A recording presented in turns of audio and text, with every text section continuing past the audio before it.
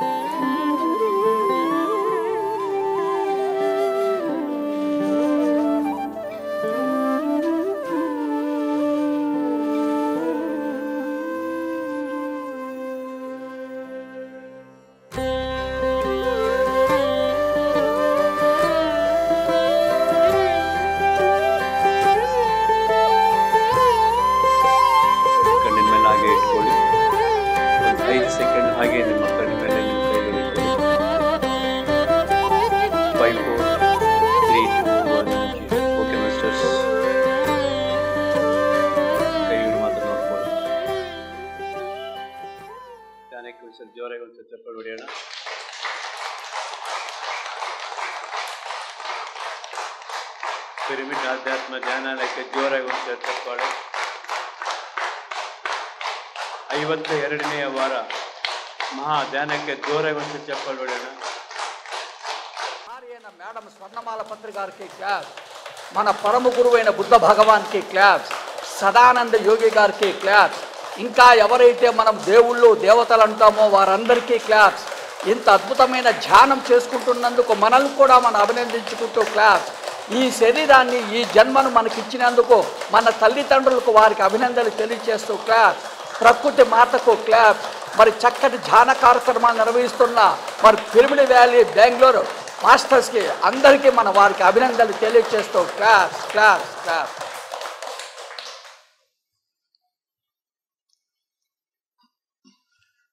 నేను తెలుగులో మాట్లాడతా, మేడం గారు కన్నడలో చెప్తారు. ఈరోజు నాకు ఈ అవకాశం ఇచ్చినందుకు విరూపాక్షి గారికి మీ అందరికీ నేను థ్యాంక్స్ చెప్తున్నా. నాకు పత్రిజన గురుగారు చెప్పేవారు, నీకెవరైనా సహాయం చేస్తే వెంటనే వారికి థ్యాంక్స్ చెప్పు, అది కనీస సంస్కారం అన్నారు. అందుకే నేను విరూపాక్షి గారికి మీ అందరికీ థ్యాంక్స్ చెప్పాను.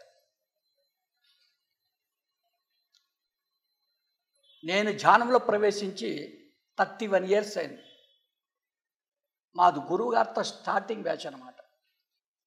జ్ఞానం అనేది పొందాలి అనుకుంటే ఎవరైనా 4 పనులు చేయమని చెప్పాడు పత్రిజీ గారు నాకు.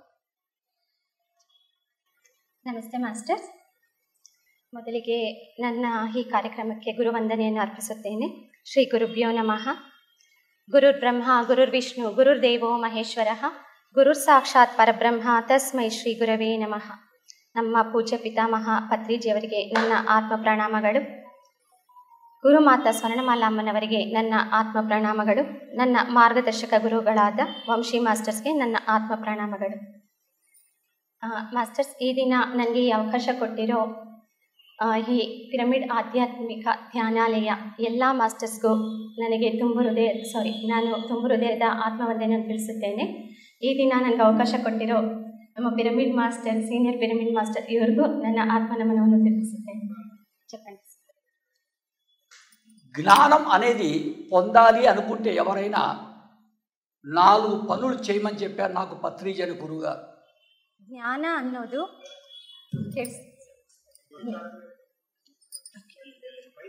ಮೈಕ್. Okay sir. ಜ್ಞಾನ ಅನ್ನೋದು ನಾವು ಪಡಿಬೇಕು ಅಂತ ಹೇಳಿದ್ರೆ ಪತ್ರಿಜಿಯವರು 4 ವಿಧಗಳನ್ನು ಅಂಶಗಳನ್ನು ತಿಳಿಸಿದ್ದಾರೆ ಅಂತ ಹೇಳ್ತಿದ್ದಾರೆ. అందులో మొదటిది మనము ఒక గురువును కలవాలి, గురువు చెప్పే వాక్కులు వింటూ ఉండాలి. ಅದರಲ್ಲಿ ಮೊದಲನೇದು ಬಂದ್ಬಿಟ್ಟು ನಾವು ಒಬ್ಬ ಗುರುವನ್ನು ನಾವು ನೋಡ್ಕೊಳ್ಬೇಕಾಗತ್ತೆ ಮತ್ತು ಗುರುವಿನ ಒಂದು ಮಾತನ್ನು ನಾವು ಕೇಳಬೇಕಾಗತ್ತೆ. నేను గురువుగారిని అడిగా, మీరు గురువును కలవమన్నారు, ఓకే, గురువు ఆడవారై ఉండాలా మగవారై ఉండాలా నేను అడిగాను. ಅದಕ್ಕೆ ಸರ್ ಅವರು ಗುರುಗಳನ್ನ ಕೇಳಿದ್ದಾರೆ, ನೀವೇನೋ ಗುರುಗಳನ್ನ ಭೇಟಿಯಾಗಿ ಅಂತ ಹೇಳಿದ್ದೀರಾ, ಆದರೆ ನಾನು ಗುರುಗಳು ಅಂತ ಹೇಳಿದ್ರೆ ನಾನು ಲೇಡೀಸ್ನ ಗುರುಗಳಾಗಿ ಸ್ವೀಕರಿಸ್ಬೋದಾ ಇಲ್ಲ ಜೆಂಟ್ಸೇ ಆಗಿರ್ಬೋದಾ ಅಂತ ಕೇಳ್ತಿದ್ದಾರೆ. గురువు అన్నవారు ఆడవారైనా కావచ్చు మగవారైనా కావచ్చు. మనం అందరినీ కూడా ఆడవారి దగ్గరికి వెళ్ళాలని చెప్పకూడదు, అందరినీ మగవారి దగ్గరికి వెళ్ళాలని చెప్పకూడదయ్యా. కానీ ఒక గురువు దగ్గరికి వెళ్ళి వారు చెప్పే వాక్కులు విను అని చెప్పాలి అన్నారు. ಅದಕ್ಕೆ ಪತ್ರಿಜಿ ಅವ್ರು ಏನು ಹೇಳಿದ್ರಂದ್ರೆ, ಇಲ್ಲಿ ಗುರುಗಳು ಅಂತ ಹೇಳಿದ್ರೆ ಗಂಡಸರು ಅಂತ ಅಲ್ಲ ಹೆಂಗಸರು ಅಂತ ಅಲ್ಲ, ನಾವು ಆ ರೀತಿ ಹೇಳಬಾರ್ದು. ನಾವು ಗಂಡಸ್ರ ಹತ್ರ ಹೋಗ್ತಿದ್ದೀವಿ ಗುರುಗಳಾಗಿ ಅಂತಲೂ ಹೇಳಬಾರ್ದು, ಹೆಂಗಸ್ರ ಹತ್ರ ಹೋಗ್ತಿದ್ದೀವಿ ಗುರುಗಳಾಗಿ ಅಂತ ಹೇಳಬಾರ್ದು, ನಾವು ಎಲ್ಲರನ್ನೂ ಗುರುಗಳಾಗಿ ಸ್ವೀಕರಿಸಬೇಕು ಅಂತ ಹೇಳ್ತಿದ್ದಾರೆ. రెండవ పని సజ్జన సాంగత్యాలకు వెళ్ళాలి. అక్కడ వెళ్ళి అక్కడికి వచ్చిన మాస్టర్స్ యొక్క వాక్కులు వింటూ ఉండాలి. ಇನ್ನು ಎರಡನೇದು ಪಾಯಿಂಟ್ ಬಂದ್ಬಿಟ್ಟು ಸಜ್ಜನ ಸಾಂಗತ್ಯ ಮಾಡಬೇಕು, ಅಲ್ಲಿ ಅವರ ಮಾತುಗಳನ್ನ ನಾವು ಕೇಳಿಸ್ಕೊತಾ ಇರಬೇಕು ಅಂತ ಹೇಳಿದ್ದಾರೆ. మూడవది స్వాధ్యాయం చేయాలి, రీడింగ్ ఆఫ్ స్పిరిచువల్ బుక్స్. ಮೂರನೇ ಪಾಯಿಂಟ್ ಬಂದ್ಬಿಟ್ಟು ಸ್ವಾಧ್ಯಾಯ ಮಾಡಬೇಕು, ಅಂದರೆ ಪುಸ್ತಕಗಳನ್ನು, ಆಧ್ಯಾತ್ಮಿಕ ಪುಸ್ತಕಗಳನ್ನು ಓದಬೇಕು ಅಂತ ಹೇಳಿ. ఈ ఆధ్యాత్మిక పుస్తకాల్లో మనకు 2 రకాలు ఉంటాయి, మనం 2 చదవాలి. ಈ ಆಧ್ಯಾತ್ಮಿಕ ಪುಸ್ತಕದಲ್ಲಿ 2 ವಿಧಗಳಿದೆ, ಆ 2 ಪುಸ್ತಕಗಳನ್ನು ನಾವು ಓದಬೇಕು. Number 1 old age spiritual books, number 2 new age spiritual books. Number 1 old age spiritual books, number 2 new age spiritual books. నేను గురుగారిని అడిగా, ఓల్డ్ ఏజ్ స్పిరిచువల్ బుక్స్కి కొన్ని ఎగ్జాంపుల్స్ చెప్పాలి, న్యూ ఏజ్ స్పిరిచువల్ బుక్స్కి కొన్ని ఎగ్జాంపుల్స్ చెప్పాలి నేను అడిగా. ಅದಕ್ಕೆ ಸರ್ ಅವರು ಪತ್ರಿಜಿ ಅವ್ರನ್ನ ಕೇಳಿದ್ದಾರೆ, ಓಲ್ಡ್ ಏಜ್ ಸ್ಪಿರಿಚುವಲ್ ಬುಕ್ಸ್ಗೆ ಸ್ವಲ್ಪ ಉದಾಹರಣೆ ಹಾಗೂ ನ್ಯೂ ಏಜ್ ಸ್ಪಿರಿಚುವಲ್ ಬುಕ್ಸ್ಗೆ ಯಾವ್ದಾದ್ರು ಸ್ವಲ್ಪ ಉದಾಹರಣೆ ಹೇಳಿ ಅಂತ ಕೇಳಿದ್ದಾರೆ.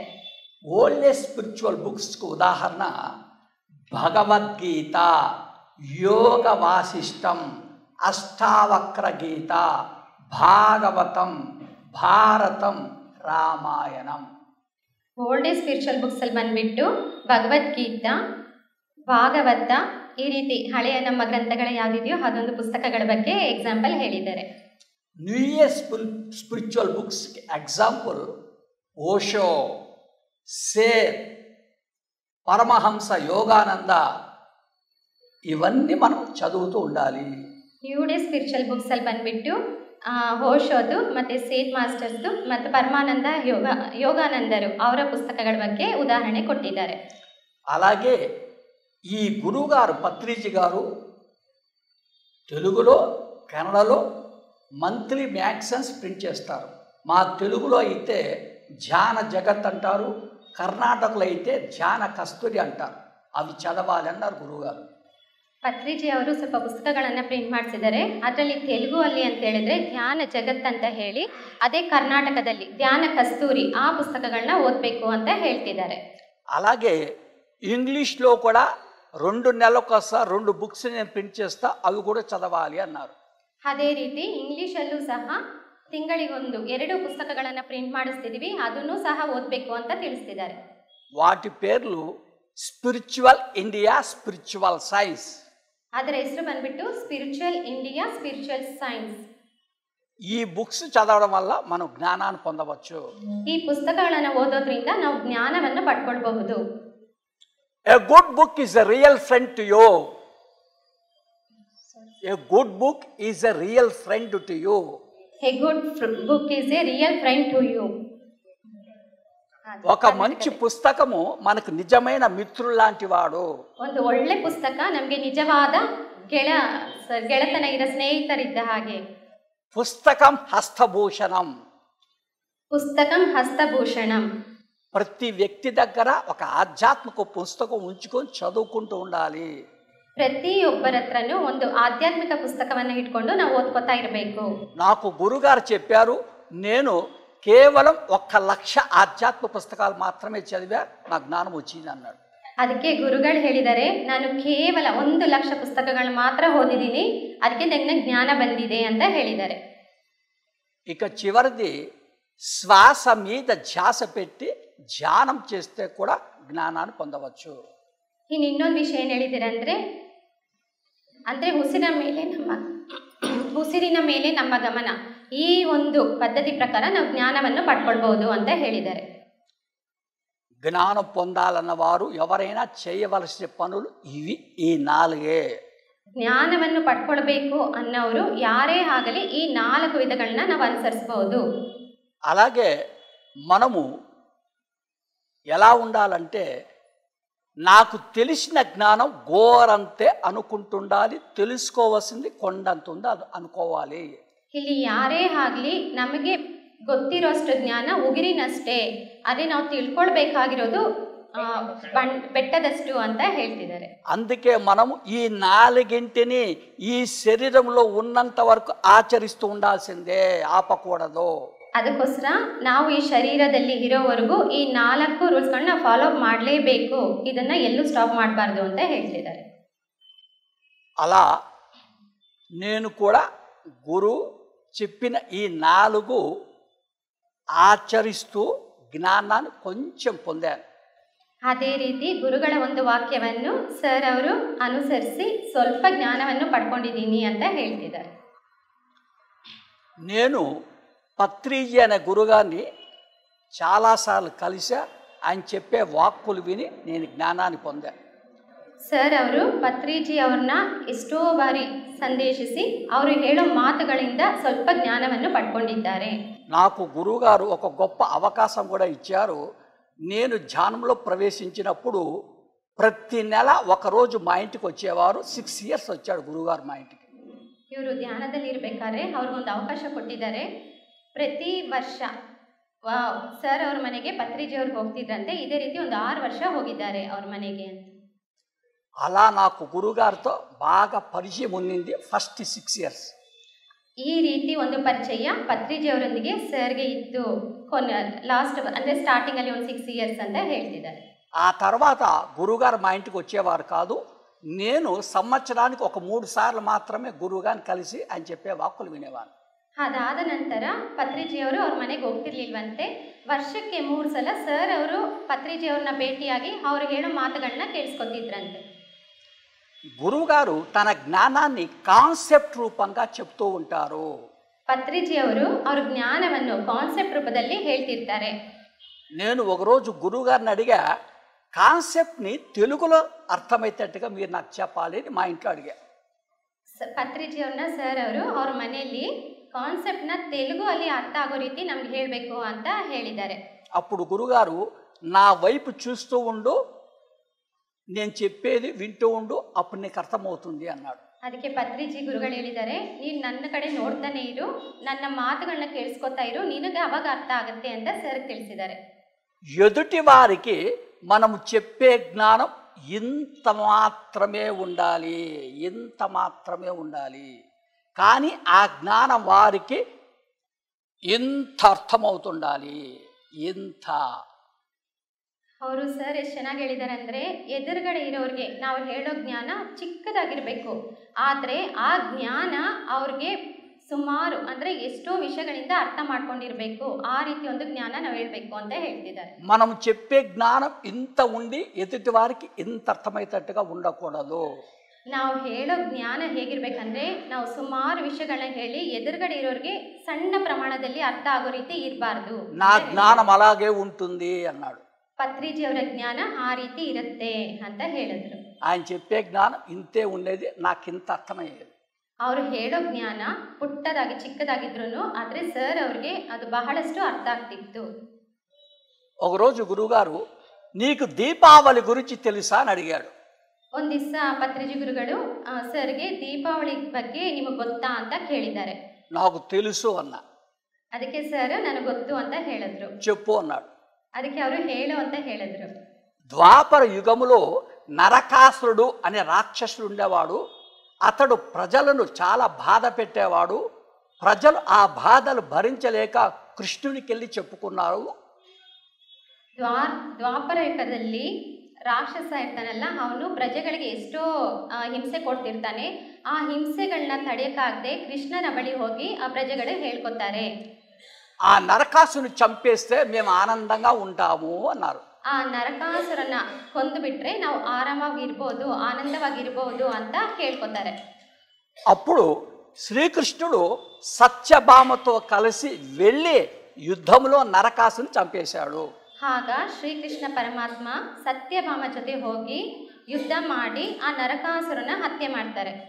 ఆ నరకాసుడు ఎప్పుడు చనిపోయినాడని వార్త వింటానే ప్రజలందరూ సంతోషంగా ఆనందంగా పండగ చేసుకున్నారు గురుగారు. అదే దీపావళి అన్నాను.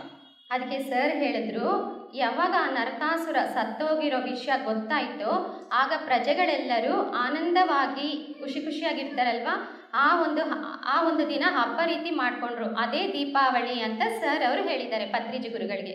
నా దగ్గర ఒక స్పెషల్ దీపావళి ఉంది, అది విని ఆచరిస్తావా అని అడిగాడు గురుగారు నన్ను. ಅದಕ್ಕೆ ಪತ್ರಿಜಿ ಅವರು ಹೇಳಿದ್ರು, ನನ್ನ ಹತ್ರ ಒಂದು ಸ್ಪೆಷಲ್ ದೀಪಾವಳಿ ಇದೆ, ಅದು ನೀನು ಕೇಳಿಸ್ಕೊಂಡು ಆಚರಣೆ ಮಾಡ್ತೀಯಾ ಅಂತ ಕೇಳಿದ್ದಾರೆ.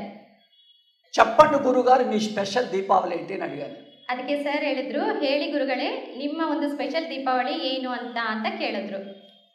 ఈ భూమి మీద జీవిస్తూ ఉన్న ప్రతి మనిషి లోపల ఇప్పుడు నరకాసుడు ఉన్నాడు. ಈ ಭೂಮಿ ಮೇಲೆ ಜೀವಿಸುತ್ತಿರುವ ಪ್ರತಿಯೊಬ್ಬ ಮನುಷ್ಯನಲ್ಲೂ ಒಬ್ಬ ನರಕಾಸುರ ಇದ್ದಾನೆ. ఆ నరకాసుడు ఎవరో కాదు, నరకం అంటే అజ్ఞానం. ಆ ನರಕಾಸುರ ಯಾರು ಅಲ್ಲ, ನರಕ ಅಂದ್ರೆ ಅಜ್ಞಾನ. ఎప్పుడైతే ఈ మనుషుల్లో అజ్ఞానం ఉంటుందో వారి జీవితం అంతా కష్టాలే, సమస్యలే, బాధలే. ಯಾವಾಗ ಈ ಮನುಷ್ಯರೆಲ್ಲ ಅಜ್ಞಾನದಲ್ಲಿರ್ತಾರೋ ಆತನ ಜೀವನವೆಲ್ಲ ನರಕ ರೀತಿನೇ ಇರುತ್ತೆ. ಅಂದ್ರೆ ಕಷ್ಟಗಳೇ, ಬಾಧಿತಗಳು, ಎಷ್ಟೋ ಬಾಧೆಗಳು, ನೋವುಗಳಿರುತ್ತಲ್ಲ, ಇದನ್ನೇ ನರಕ ಅಂತ ಹೇಳ್ತಿದ್ದಾರೆ. మరి ఈ మనుషులు ఏం చేయాలో తెలుసా? వారిలో ఉన్న అజ్ఞానం అనే ఆ రాక్షసుని చంపేసేయాలి. ಅಂದ್ರೆ ಮನುಷ್ಯರೆಲ್ಲ ಏನ್ ಮಾಡ್ಬೇಕು ಅಂತ ಹೇಳ್ತಿದ್ದಾರೆ ಅಂದ್ರೆ ಅವರಲ್ಲಿರುವ ಅಜ್ಞಾನ ಎಂಬ ರಾಕ್ಷಸನ್ನ ಸಾಯಿಸ್ಬಿಡ್ಬೇಕು ಅಂತ ಹೇಳ್ತಿದ್ದಾರೆ. ఈ అజ్ఞానం అనే రాక్షసుడు చనిపోవాలంటే మనుషులందరూ బాగా ధ్యానం చేస్తూ జ్ఞానాన్ని పొందుతూ ఉండాలి. ಈ ಅಜ್ಞಾನ ಅನ್ನೋ ರಾಕ್ಷಸ ಸಾಯ್ಬೇಕು ಅಂತ ಹೇಳಿದ್ರೆ ಮನುಷ್ಯರೆಲ್ಲರೂ ಬಹಳ ಧ್ಯಾನವನ್ನು ಮಾಡಿ ಜ್ಞಾನವನ್ನು ಪಡ್ಕೊಳ್ತಾ ಇರಬೇಕು. అప్పుడే వారిలో ఉన్న ఆ అజ్ఞానం అనే రాక్షసుడు చనిపోతాడు. ಆಗ್ಲೇ ಆತನಲ್ಲಿರುವ ಅಜ್ಞಾನ ಎಂಬ ರಾಕ್ಷಸ ಸತ್ತೋಗ್ತಾನೆ. అప్పుడు వారి జీవితం అంతా ఆనందమే, ఆనందమే. అదే దీపావళి. ಆಗ ಆತನ ಜೀವನವೇ ಆನಂದದಲ್ಲಿರೋ ದೀಪಾವಳಿ ಅಂತ ಹೇಳಿದ್ದಾರೆ. ప్రతిరోజు ప్రతి వ్యక్తి దీపారాధన చెయ్యాలి. ಪ್ರತಿದಿನ ಪ್ರತಿ ವ್ಯಕ್ತಿಯು ದೀಪಾರಾಧನೆ ಮಾಡಬೇಕು. నన్ను అడిగాడు గురుగారు, నువ్వు చేస్తావా అని. ಗುರುಗಳು ಸರ್ನ ಕೇಳಿದರೆ ನೀನ್ ಮಾಡ್ತಿದೀಯಾ ಅಂತ ಕೇಳ್ತಿದ್ದಾರೆ. నేను చేస్తా గురుగారు అన్నా. ಅದಕ್ಕೆ ಸರ್ ನಾನು ಮಾಡ್ತೀನಿ ಅಂತ ಹೇಳಿದ್ರು. చెప్పు ఎలా చేస్తావు నీ దీపారాధన అడిగాడు గురుగారు నన్ను. ಅದಕ್ಕೆ ಕೇಳಿದರೆ ನೀನ್ ಯಾವ ರೀತಿ ದೀಪಾರಾಧನೆ ಮಾಡ್ತಿದ್ಯಾ ಹೇಳು ಅಂತ ಕೇಳಿದ್ರು. ఈ భూమి మీద జీవించే ప్రజల్లో 3 రకాల కేటగిరీ ఉంటారు గురుగారు అని చెప్పాను నేను. ಈ ಭೂಮಿ ಮೇಲೆ ಜೀವಿಸೋ ಮನುಷ್ಯನಲ್ಲಿ 3 ರೀತಿಯ ಕ್ಯಾಟಗರಿ ಇದೆ ಅಂತ ಹೇಳಿದ್ರು. ఎవరయ్యా వాళ్ళు అని అడిగాడు గురుగారు. ಯಾರಪ್ಪ ಅವರು ಅಂತ ಕೇಳಿದ್ರು. Number 1 rich people, number 1 rich people, number 2 middle class people, number 2 middle class people, number 3 poor people. Number 3 poor people. ఇలా ఉంటారు సార్ ప్రపంచంలో ఉండే మనుషులు అని చెప్పాను. ಈ ರೀತಿ ಇರ್ತಾರೆ ಪ್ರಪಂಚದಲ್ಲಿರೋ ಮನುಷ್ಯರು ಅಂತ ಹೇಳಿದ್ರು. కరెక్ట్ అయ్యా. ಅದಕ್ಕೆ ಸರಿ, ಕರೆಕ್ಟ್ ಆಗಿದೆ ಅಂತ ಹೇಳಿದ್ರು. నేను రిచ్ పీపుల్ సార్. ನಾನು ರಿಚ್ ಪೀಪಲ್ ಸರ್ ಅಂತ ಹೇಳಿದ್ರು. నేను వెండి కుందె తీసుకుంటా సార్, సిల్వర్ కుందె. ಸರ್ ಹೇಳಿದ್ರು ನಾನು ಬೆಳ್ಳಿ ದೀಪ ತಗೋತೀನಿ ಅಂತ ಹೇಳಿದ್ರು. మిడిల్ క్లాస్ పీపుల్ స్టీల్ కుందె తీసుకుంటారు సార్ అన్న. ಮಿಡಲ್ ಕ್ಲಾಸ್ ಅವರು ಸ್ಟೀಲ್ ದೀಪನ ತಗೋತಾರೆ. పూర్ పీపుల్ మట్టి ప్రమిద తీసుకుంటారు సార్ అన్న. ಮೂರನೇ ಇದ್ರಲ್ಲಿರೋರು ಅಂದ್ರೆ ಪುವರ್ ಇದ್ರಲ್ಲಿ ಇದಾರಲ್ಲ ಅವರು ಮಣ್ಣಿನ ದೀಪವನ್ನ ತಗೋತಾರೆ. ಕರೆಕ್ಟ್. నెక్స్ట్ అన్నాడు. ಅದಕ್ಕೆ నెక్స్ట్ ಅಂತ ಹೇಳಿದ್ರು. నేను ఆ కుండలోకి 2 ఒత్తులు వేస్తాను సార్ అన్న. ಅದಕ್ಕೆ ಸರ್ ಹೇಳಿದ್ರು ನಾನು ಆ ದೀಪದಲ್ಲಿ 2 ಬತ್ತಿಗಳನ್ನ ಹಾಕ್ತೀನಿ. అందులోకి నేను నూనె కూడా వేస్తాను సార్ అన్న. ಅದರಲ್ಲಿ ಎಣ್ಣೆನೂ ಹಾಕ್ತೀನಿ. ఆ తర్వాత నేను అగ్గిపుల్ల వెలిగిస్తా సార్, అప్పుడు వెలుగు వస్తుంది, అదే నేను చేసే దీపారాధన అని చెప్పాడు. ಆ ಬತ್ತಿ ಹಾಕಿದ್ಮೇಲೆ ನಂತರ ನಾನು ದೀಪವನ್ನ ಅಂಟಿಸ್ತೀನಿ, ಅದು ಬೆಳಕು ಬರುತ್ತೆ, ಅದೇ ದೀಪಾರಾಧನೆ ಅಂತ ಹೇಳಿದ್ರು. నా దగ్గర స్పెషల్ దీపారాధన ఉంది, అది విని నువ్వు ఆచరిస్తావా అని అడిగాడు గురువుగారు. ಅದಕ್ಕೆ ಸರ್ ಹೇಳಿದ್ರು ನನ್ನ ಹತ್ರ ಸ್ಪೆಷಲ್ ದೀಪಾರಾಧನೆ ಇದೆ, ಅದನ್ನ ಕೇಳಿಸ್ಕೊಂಡು ನೀನು ಆರಾಧನೆ ಮಾಡ್ತೀಯಾ ಅಂತ ಕೇಳಿದ್ರು. మీ స్పెషల్ దీపారాధన ఏంటి గురువుగారు నేను అడిగాడు. ನಿಮ್ಮ ಸ್ಪೆಷಲ್ ದೀಪಾರಾಧನೆ ಏನು ಗುರುಗಳೇ ಹೇಳಿ ಅಂತ ಸರ್ ಕೇಳಿದ್ರು. నా స్పెషల్ దీపారాధన పేరు ధ్యానము అంటారయ్యా అన్నాడు. ಅದಕ್ಕೆ ಸರ್ ಹೇಳಿದ್ರು ನನ್ನ ಸ್ಪೆಷಲ್ ದೀಪಾರಾಧನೆ ಹೆಸರು ಧ್ಯಾನವು ಅಂತ. ధ్యానము దీపారాధన అని నేను అడిగా గురువుగారు. ಧ್ಯಾನ ಅದು ದೀಪಾರಾಧನೆ ಅಂತ ಕೇಳಿದ್ರು. అవును నేను చెప్తా విను అన్నాడు. ಅದಕ್ಕೆ ಹೌದು ನಾನು ಹೇಳ್ತೀನಿ ನೀನು ಕೇಳು. నువ్వు నీ దీపారాధనలు ఏమన్నావు తెలుసా, కుంద తీసుకుంటానన్నావు కదా అన్నాడు. ಇಲ್ಲಿ ಸರ್ ಏನ್ ಹೇಳಿದ್ರೆ ನಿನ್ನ ದೀಪಾರಾಧನೆಯಲ್ಲಿ ನಿನ್ ದೀಪ ತಗೋತೀನಿ ಅಂತ ಹೇಳಿದ್ಯಲ್ವಾ. నా ధ్యానములో కుందంటే ఏమిటో తెలుసా, ఈ శరీరము. ನನ್ನ ಧ್ಯಾನದಲ್ಲಿ ಈ ದೀಪ ಅಂದ್ರೆ ಏನ್ ಗೊತ್ತಾ, ನನ್ನ ಈ ಶರೀರ. నువ్వు 2 ఒత్తులు వేస్తా అన్నావు కదా, నా ధ్యానంలో 2 ఒత్తులు వేయడం అంటే 2 కళ్ళు మూసుకోవాలి. ನೀನು 2 ಬತ್ತಿ ಹಾಕ್ತೀನಿ ಅಂತ ಹೇಳಿದ್ಯಲ್ವಾ, ಅದು ನನ್ನ ಧ್ಯಾನದಲ್ಲಿ 2 ಕಣ್ಣುಗಳನ್ನ ನಿಧಾನವಾಗಿ ಅದೇ ಕ್ಲೋಸ್ ಮಾಡ್ಕೋತೀವಲ್ಲ, ಕಣ್ಣು ಮುಚ್ಕೊಳ್ಳೋದು. నీ దీపారాధనలో నువ్వు నూనె వేస్తా అన్నావు, నా ధ్యానములో ఈ 2 చేతులు కలిపి ఉంచడము. ನಿನ್ನ ದೀಪಾರಾಧನೆಯಲ್ಲಿ ನೀನು ಎಣ್ಣೆಯನ್ನು ಹಾಕ್ತಿದೀಯಾ, ಆದ್ರೆ ನನ್ನ ಒಂದು ದೀಪಾರಾಧನೆಯಲ್ಲಿ ನಾನು 2 ಕೈಗಳನ್ನ ಬೆರೆಸಿ ಕೂತ್ಕೊಳ್ಳೋದು. నీ దీపారాధనలో అగ్గిపుల్ల వెలిగిస్తా అన్నావు, నా ధ్యానములో శ్వాసను గమనిస్తూ ఉండాలి. ನಿನ್ನ ದೀಪಾರಾಧನೆಯಲ್ಲಿ ನೀನು ಬೆಂಕಿ ಕಡ್ಡಿಯಿಂದ ಹಚ್ಚಿ ದೀಪನ ಅಂಟಿಸ್ತೀಯಾ, ಆದ್ರೆ ನನ್ನ ದೀಪಾರಾಧನೆಯಲ್ಲಿ ನಾನು ಉಸಿರನ್ನ ಗಮನಿಸ್ತಾ ಇರೋದು ಅಂತ ಹೇಳಿದ್ರು. అవునయ్యా, నువ్వు అగ్గిపుల్ల వెలిగించావు, మరి వత్తి దూరంగా ఉంటుంది, అప్పుడు ఆ వత్తి వెలుగుతుందా అని అడిగాడు గురుగారు నన్ను. ಅದಕ್ಕೆ ನೀ ದೀಪ ಅಂಟಿಸ್ತೀಯಾ ಸರ್, నువ్వు అగ్గిపుల్ల వెలిగించావు కానీ వత్తి దూరంగా ఉంది, అప్పుడు అది వెలుగుతుందా? ನೀವು ದೀಪ ಅಂಟಿಸ್ಬೇಕಾದ್ರೆ ಬತ್ತಿ ದೂರದಲ್ಲಿದೆ, ಅದು ಹೆಂಗ್ ನಿಂಗೆ ಬೆಳಗುತ್ತೆ ಅಂತ ಹೇಳಿದ್ರು. లేదు గురుగారు, నేను వెలిగించిన అగ్గిపుల్ల వత్తి దగ్గర పెట్టినప్పుడే ఆ వత్తి వెలుగుతుంది, అప్పుడు వెలుగు వస్తుంది సార్ అన్నాను. ಅದಕ್ಕೆ ಇವ್ರು ಹೇಳಿದ್ರು ಇಲ್ಲ ಇಲ್ಲ ನಾನು ದೂರದಿಂದ ಅಂಟಿಸ್ತಿಲ್ಲ, ನಾನು ಹತ್ರ ಹೋಗ್ಬಿಟ್ಟು ಹತ್ರದಿಂದ ಬೆಂಕಿ ಅಂಟಿಸ್ತಿದ್ದೀನಿ ದೀಪ ಬತ್ತಿನ, ಅದರಿಂದ ಅದು ಬೆಳಗುತ್ತೆ ಅಂತ ಹೇಳಿದ್ರು.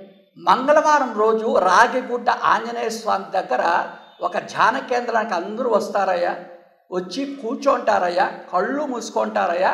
కానీ మా అమ్మాయి ఆఫీసులో వెళ్ళిందా లేదా ఆఫీస్కి, మా అబ్బాయి అమెరికా నుంచి వస్తానన్నాడు, ఫ్లైట్ ఎక్కాడా లేదా అని ఆలోచించుకుంటూ కూర్చోంటారు వాళ్ళు అక్కడ. ಸರ್ ಏನು ಹೇಳ್ತಿದ್ದಾರಂತೆ, ಮಂಗಳವಾರ ಹೊತ್ತು ಈ ರಾಗಿಗುಡ್ಡ ಈ ಆಧ್ಯಾತ್ಮಿಕದಲ್ಲಿ ಧ್ಯಾನಕ್ಕೆ ಅಂತ ಬರ್ತಾರೆ, ಬಂದು ಇಲ್ಲೆಲ್ಲ ಕೂತ್ಕೊಂಡು ಇನ್ನು ನನ್ನ ಮಗಳು ಆಫೀಸ್ಗೆ ಹೋಗಿದ್ದಾಳ, ನನ್ನ ಮಗ ಹೊರಗಡೆ ಅದೇ ಆಫ್ಟರ್ ಸ್ಟೇಷನ್ ಹೋಗ್ತಿರ್ತಾರಲ್ಲ, ಆ ಒಂದು ಭಾವನೆಯಲ್ಲೇ ಏನೇನೋ ಯೋಚನೆಗಳಿಂದ ಬಂದು ಕೂತ್ಕೋತಾರೆ.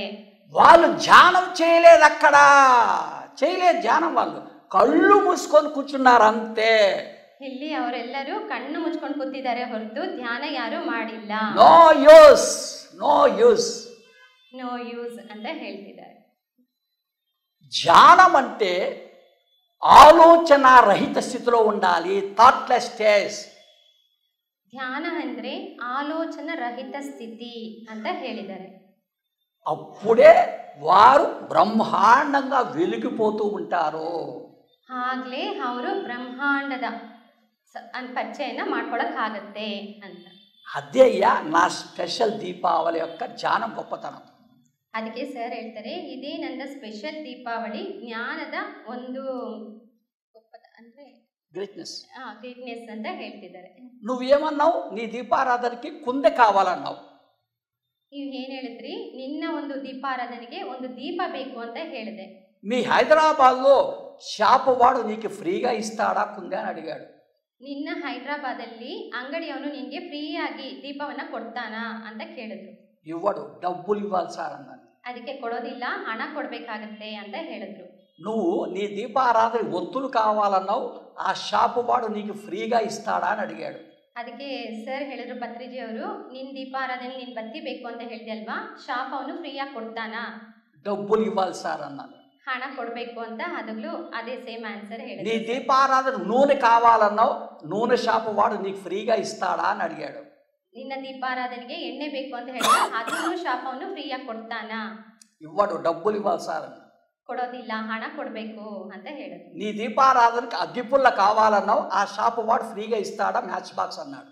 ನಿನ್ನ ದೀಪಾರಾಧನೆಗೆ ಬೆಂಕಿಪಟ್ಟಣ ಬೇಕು ಅಂತ ಹೇಳಿದೆ, ಆ ಬೆಂಕಿಪಟ್ಟಣ ಆದ್ರೂ ಅವನು ಅಂಗಡಿಯವನು ಫ್ರೀಯಾಗಿ ಕೊಡ್ತಾನಾ? ఇవ్వడు, డబ్బులు ఇవ్వాలి సార్ అన్నాడు. ಕೊಡೋದಿಲ್ಲ, ಹಣ ಕೊಡ್ಬೇಕು. ఓహో, నీ దీపారాధనకి కుందకి డబ్బులు కావాలి, ఒత్తులకు డబ్బులు కావాలి, నూనెకు డబ్బులు కావాలి, అగ్గిపెట్టకి డబ్బులు కావాలి కదా. ಅದಕ್ಕೆ ಸರ್ ಹೇಳಿದ್ರು, ಓ ನಿನ್ನ ದೀಪಾರಾಧನೆಗೆ ದೀಪಕ್ಕೂ ಹಣ ಬೇಕು, ಎಣ್ಣೆಗೂ ಹಣ ಬೇಕು, ಬತ್ತಿಗೂ ಹಣ ಬೇಕು, ಕೊನೆಗೆ ಈ ಬೆಂಕಿ ಕಡ್ಡಿಗೂ ಹಣ ಬೇಕಲ್ವಾ? నా ధ్యానం నీకు ఫ్రీ అన్నాడు గురుగారు. ನನ್ನ ಜ್ಞಾನ ನಿನಗೆ ಫ್ರೀ ಅಂತ ಹೇಳಿದ್ರು. ఫ్రీ ఫ్రీ ఫ్రీ నా ధ్యానం నీకు అన్నాడు. ಧ್ಯಾನ ಅನ್ನೋದು ಫ್ರೀ ಅಂತ ಹೇಳಿದ್ದಾರೆ. సార్ నాకు ఖచ్చితంగా ఫ్రీ ధ్యానం కావాలి సార్, నేను ఇప్పటి నుంచి ఆ దీపారాధన చేస్తాను సార్ చెప్పారు గురుగారు. ಅದಕ್ಕೆ ಸರ್ ಹೇಳಿದ್ರು, ಸರ್ ನನಗೆ ಆ ಧ್ಯಾನ ನನಗೆ ಬೇಕು, ಖಂಡಿತವಾಗಿಯೂ ಇವತ್ತಿಂದ ನಾನು ಆ ದೀಪಾರಾಧನೆ ನಾನು ಮಾಡ್ತೀನಿ ಅಂತ. ఇప్పుడు నేను చేసేది గురుగారు చెప్పిన దీపారాధన కానీ ఆ దీపారాధన కాదు. ಇವಾಗ ಸರ್ ಅವ್ರು ಮಾಡ್ತಿರೋದು ಗುರುಗಳ ಪರಿಚಯಿಸಿ ಕೊಟ್ಟಿರುವ ದೀಪಾರಾಧನೆ ಹೊರತು ಆ ದೀಪಾರಾಧನೆ ಅಲ್ಲ. 30 ఏళ్ల నుంచి ఇన్ని డబ్బులు నాకు మిగిలించిన సుభాష్ పత్రి గురుగారు థ్యాంక్స్ చెప్పాలి. 30 ವರ್ಷಗಳಿಂದ ಇಷ್ಟು ಹಣವನ್ನು ಉಳಿಸಿಕೊಟ್ಟಿರುವಂತಹ ಸುಭಾಷ್ ಪತ್ರಿಜಿ ಗುರುಗಳಿಗೆ ಥ್ಯಾಂಕ್ಸ್ ಹೇಳಬೇಕು ಅಂತ ಹೇಳ್ತಿದ್ದೆ.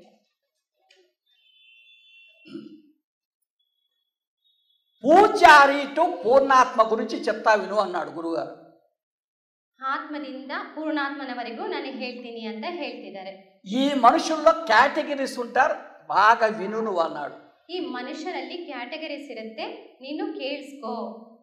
పూజారి, మంత్రోపాసకుడు, ధ్యాని, యోగి, అవధూత లేక సిద్ధ పురుషుడు, నెక్స్ట్ పూర్ణాత్మ ఇలా ఉంటారు.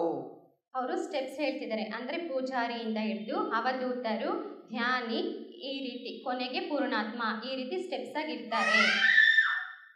ఫస్ట్ స్టేజ్ పూజారి. ఫస్ట్ స్టేజ్ ಬಂದ್ಬಿಟ್ಟು పూజారి. పూజారి అంటే పూజలు చేసే వాళ్ళని అర్థమయ్యా. వాళ్ళు రకరకాలుగా పూజలు చేస్తుంటారు, అంత ఇష్టం వారికి. ಪೂಜಾರಿ ಅಂದ್ರೆ ಮಂತ್ರಗಳನ್ನ ಹೇಳಿ ಪೂಜೆ ಮಾಡೋರು. ಅವರು ವಿಧ ವಿಧವಾಗಿ ಮಂತ್ರಗಳನ್ನ ಹೇಳಿ ಪೂಜೆ ಮಾಡ್ತಾರೆ, ಅಷ್ಟು ಅವ್ರಿಗೆ ಇಷ್ಟವಾದದ್ದು ಅಂತ. వారినే పూజారి అని పిలవాలి మనము. ಅಂಥವ್ರನ್ನ ನಾವು ಪೂಜಾರಿ ಅಂತ ಕರಿಬೇಕು. వారి దగ్గరికి ఒక వ్యక్తి వచ్చి, నువ్వు బాగా పూజలు చేస్తున్నావు, నేను గమనిస్తున్నా, దానికన్నా గొప్పది నా దగ్గర ఒకటి ఉంది, అది నువ్వు విని ఆచరిస్తావా అని అడుగుతారు. ಆಗ ಒಬ್ರು ಆ ಪೂಜಾರಿ ಹತ್ರ ಹೋಗ್ಬಿಟ್ಟು, ನೀನು ಬಗೆ ಪೂಜೆ ಎಲ್ಲ ಮಾಡ್ತಿದೀಯಲ್ವಾ, ಅದಕ್ಕಿಂತ ಉನ್ನತವಾದದ್ದು ನನ್ನ ಹತ್ರ ಇದೆ, ಆ ಒಂದು ಪೂಜೆ ನಾನು ನಿನ್ಗೆ ಹೇಳ್ತೀನಿ, ನೀನು ಆಚರಣೆ ಮಾಡ್ತೀಯಾ ಅಂತ ಕೇಳಿದ್ರು. ఏంటి మా పూజల కన్నా గొప్పది ఉందా మీ దగ్గర చెప్పండి అంటారు వాళ్ళు. ಅದಕ್ಕೆ ಅವ್ರು ಹೇಳಿದ್ರು, ನನ್ನ ಪೂಜೆಗಿಂತ ಇನ್ನು ಉನ್ನತವಾಗಿದೆಯಾ, ಅದು ಯಾವ್ದಿದೆ ಹೇಳಿ ನೀವು ಅಂತ ಹೇಳಿದ್ರು. నేను మీకు ఒక మంత్రాన్ని ఉపదేశం చేస్తా, దాన్ని ఉపాసన చేయమని చెప్తారు వాళ్ళు. ಅದಕ್ಕೆ ಅವ್ರು ಹೇಳಿದ್ರು, ನಾನೊಂದು ಮಂತ್ರೋಪದೇಶವನ್ನ ನಿನ್ಗೆ ಹೇಳ್ತೀನಿ, ಅದು ನೀನು ಉಪದೇಶ ಮಾಡು ಅಂತ ಹೇಳ್ತಾರೆ.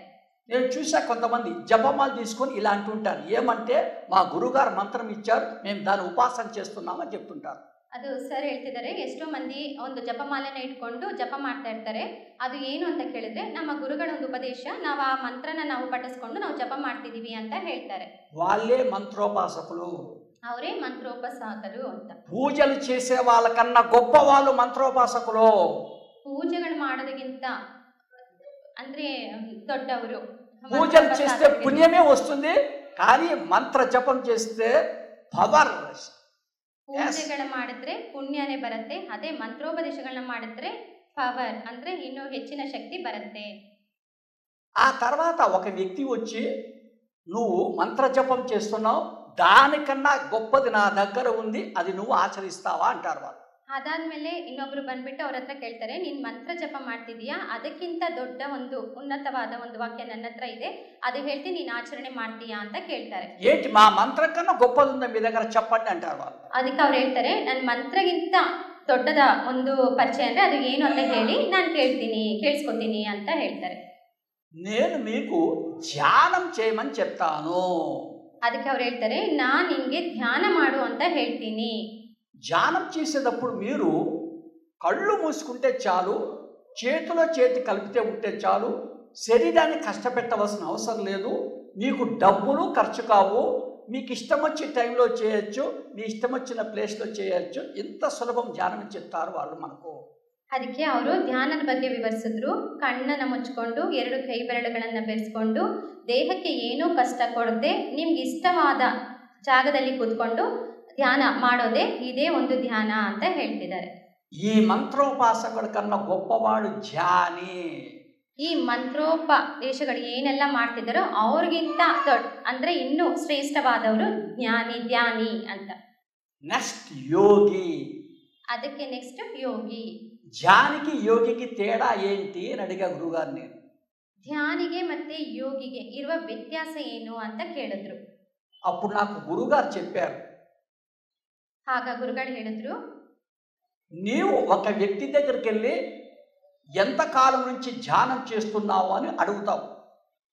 ಅದಕ್ಕೆ ಅವರು ಹೇಳಿದ್ರು, ನೀನು ಒಂದು ವ್ಯಕ್ತಿ ಹತ್ರ ಹೋಗ್ಬಿಟ್ಟು ಎಷ್ಟು ಕಾಲದಿಂದ ಹೋಗಿ ಧ್ಯಾನ ಮಾಡ್ತಿದ್ಯಾ ಅಂತ ಕೇಳಿದ್ರು. 5 years నుంచి నేను చూస్తున్నా ధ్యానం అంటారు వాళ్ళు. ಅವರು ಅದಕ್ಕೆ ಆನ್ಸರ್ ಏನು ಹೇಳಿದ್ರಂತೆ, 5 ವರ್ಷದಿಂದ ನಾನು ಧ್ಯಾನ ಮಾಡ್ತಿದ್ದೀನಿ ಅಂತ ಹೇಳಿದ್ರು. ఈ ధ్యానంలో 5 ఏళ్లలో నీకేమైనా లాభాలు వచ్చాయా, అనుభవాలు పొందావా అని అడుగుతావు. ಅದಕ್ಕೆ ಇವ್ರು ಕೇಳ್ತಾರೆ, ಈ ಧ್ಯಾನ ಮಾಡ್ತಿದ್ಯಲ್ಲ ಅದರಲ್ಲಿ ನಿನ್ಗೆ ಏನಾದ್ರು ಲಾಭ ಬಂದಿದ್ಯಾ, ಇಲ್ಲ ಅನುಭವಗಳು ಏನಾರು ಆಗಿದ್ಯಾ ಅಂತ ಕೇಳಿದ್ರು. నాకు ఏమీ రాలేదు, కానీ నేను మాత్రం కంటిన్యూగా ధ్యానం చేస్తూనే ఉన్నానని చెప్తారు వాళ్ళు. ಅದಕ್ಕೆ ಅವ್ರು ಹೇಳ್ತಾರೆ, ನನಗೇನು ಅನುಭವಗಳಾಗಿಲ್ಲ, ಲಾಭ ಆಗಿಲ್ಲ, ಆದರೆ ನಾನು ಮಾತ್ರ ಕಂಟಿನ್ಯೂ ಆಗಿ ಧ್ಯಾನ ಮಾಡ್ತಿದ್ದೀನಿ. వారిని నీవు ధ్యాని అని పిలువు అన్నాడు. ಅವ್ರನ್ನ ನೀನು ಧ್ಯಾನಿ ಅಂತ ಕರಿ. నెక్స్ట్ ఒక వ్యక్తి దగ్గరికి వెళ్ళి అడుగుతావు, ఎంతకాలం నుంచి ధ్యానం చేస్తున్నావు అని. ನೆಕ್ಸ್ಟ್ ಇನ್ನೊಬ್ಬರ ಹತ್ರ ಹೋಗ್ಬಿಟ್ಟು ಕೇಳ್ತಾರೆ, ಎಷ್ಟು ವರ್ಷದಿಂದ ನೀನು ಧ್ಯಾನ ಮಾಡ್ತಿದೀಯಾ ಅಂತ. 5 years నుంచి నేను ధ్యానం చేస్తున్నా అంటారు వాళ్ళు. ಅವರು 5 years ಇಂದ ಧ್ಯಾನ ಮಾಡ್ತಿದ್ದೀನಿ ಅಂತ ಹೇಳ್ತಾರೆ.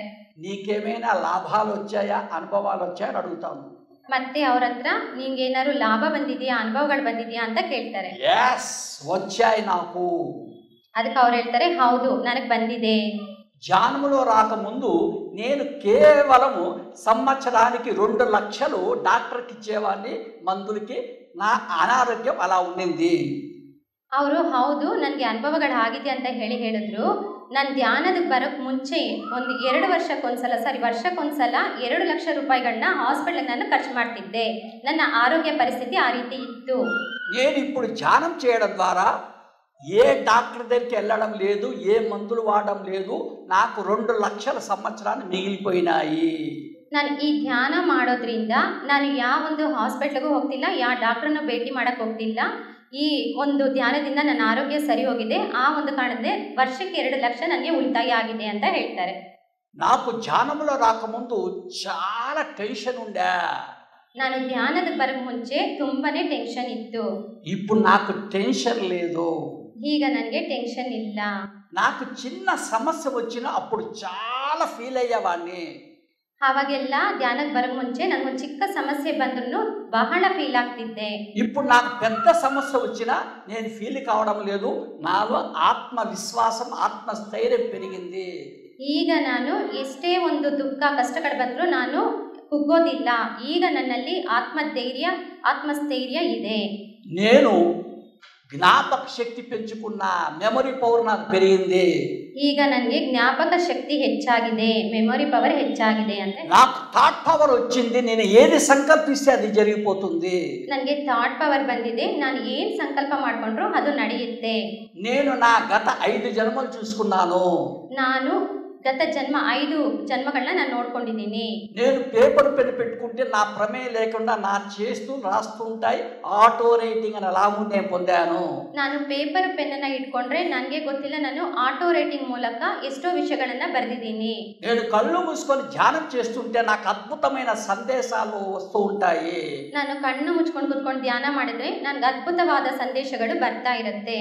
నేను సూక్ష్మ శరీర యానం చేస్తా ఆస్ట్రల్ ట్రావెల్. ನಾನು ಸೂಕ್ಷ್ಮ ಶರೀರ ಯಾತ್ರೆ ಮಾಡ್ತೀನಿ, ಆಸ್ಟ್ರಲ್ ಟ್ರಾವೆಲ್. నాకు థర్డ్ ఐ ఓపెన్ అయిపోయింది. ನನಗೆ ಥರ್ಡ್ ಐ ಓಪನ್ ಆಗಿದೆ. నేను ఒక ఛానలింగ్ మాస్టర్ని. ನಾನು ಒಬ್ಬ ఛానలింగ్ మాస్టర్. కొంతమంది అంటూ ఉంటారు ఆంజనేయ స్వామి మాకు ఆవాహన అవుతారు, అమ్మవారు ఆవాహన అవుతారని. దానినే ఛానలింగ్ మీడియంషిప్ అంటారు. అది నాకు వచ్చింది.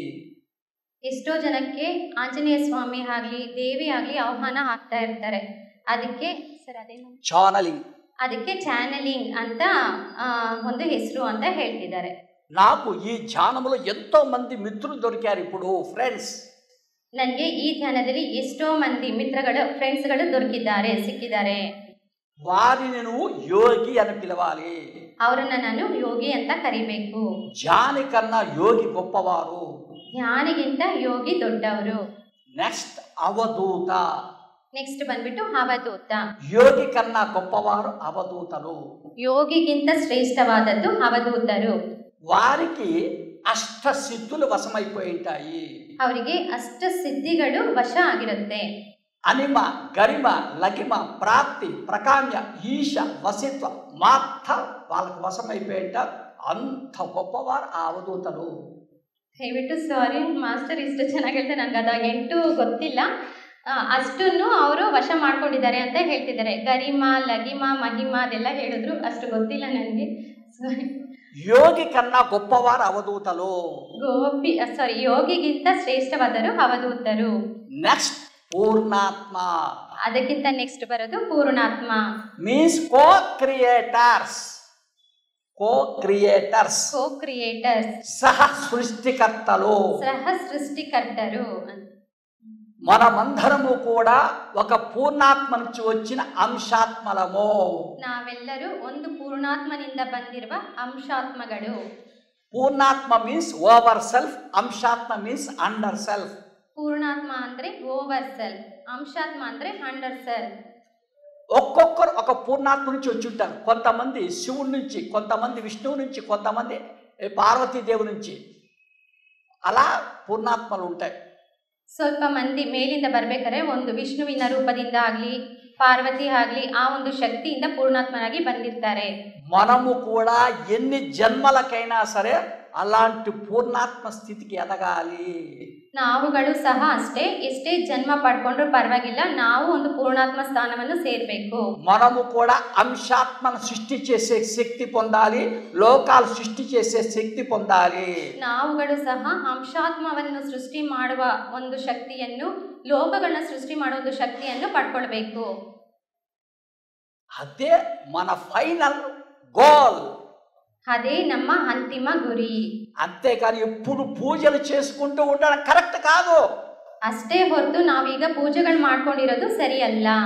మా అబ్బాయిని నేను స్కూల్లో చేరిస్తే మా అబ్బాయి ఎప్పుడు 5th క్లాస్లో ఉండాలని నేను కోరుకోను. ನನ್ನ ಮಗುನ ನಾನು ಸ್ಕೂಲಲ್ಲಿ ಸೇರಿಸಿದ್ರೆ ಅವನು 5ನೇ ಕ್ಲಾಸಲ್ಲಿ ಇರಬೇಕು ಅಂತ ನಾನು ಬಯಸೋದಿಲ್ಲ. మా అబ్బాయి 10th, inter, degree, post graduation ఎదగాలని కోరుకుంటాను నేను. ಅವನು 10th, ಡಿಗ್ರಿ, PU ಅದೆಲ್ಲ ದಾಟಿ ಪೋಸ್ಟ್ ಗ್ರಾಜ್ಯುಯೇಟ್ ಆಗಬೇಕು ಅಂತ ನಾನು ಕೋರ್ಕೋತೀನಿ. ఆధ్యాత్మిక మార్గంలో పూజలు అనేది స్టార్టింగ్ స్టేజ్, అక్కడే ఆగిపోకూడదు ఎవరు కూడా. ಆಧ್ಯಾತ್ಮಿಕ ಮಾರ್ಗದಲ್ಲಿ ಪೂಜೆ ಅನ್ನೋದು ಸ್ಟಾರ್ಟಿಂಗ್ ಸ್ಟೇಜ್, ಅಲ್ಲೇ ನಾವೆಲ್ಲೂ ನಿಂತ್ಕೊಂಡು ಬಿಡಬಾರ್ದು. అది తప్పు కాదు, కానీ అక్కడ ఎవరు ఆగకూడదు. ಅದು ತಪ್ಪು ಅಂತ ಹೇಳ್ತಿಲ್ಲ, ಆದ್ರೆ ಅಲ್ಲೇ ನಾವು ನಿಂತ್ಕೊಳ್ಬಾರ್ದು. ఇలా ఎదగాలయ్యా, ಹಾಗೆ ಮುಂದೆ ಬರ್ತಾನೆ ಇರಬೇಕು. తెలుసుకో అని చెప్పాడు పత్రిజీ గారు నాకు. ಅದನ್ನ ತಿಳ್ಕೋ ಅಂತ ಪತ್ರಿಜಿ ಗುರುಗಳು ಹೇಳಿದ್ದಾರೆ. థ్యాంక్స్ పత్రిజీ గారు. ಥ್ಯಾಂಕ್ ಯು ಪತ್ರಿಜಿ ಗುರುಗಳು. ఇలాంటివి నేను 300 విన్నా గురుగారి దగ్గర. 300. ಈ ರೀತಿ ಮಾತುಗಳನ್ನ 300 ಅಷ್ಟು ಕೇಳಿಸ್ಕೊಂಡಿದ್ದಾರೆ ಸರ್ ಅವರು.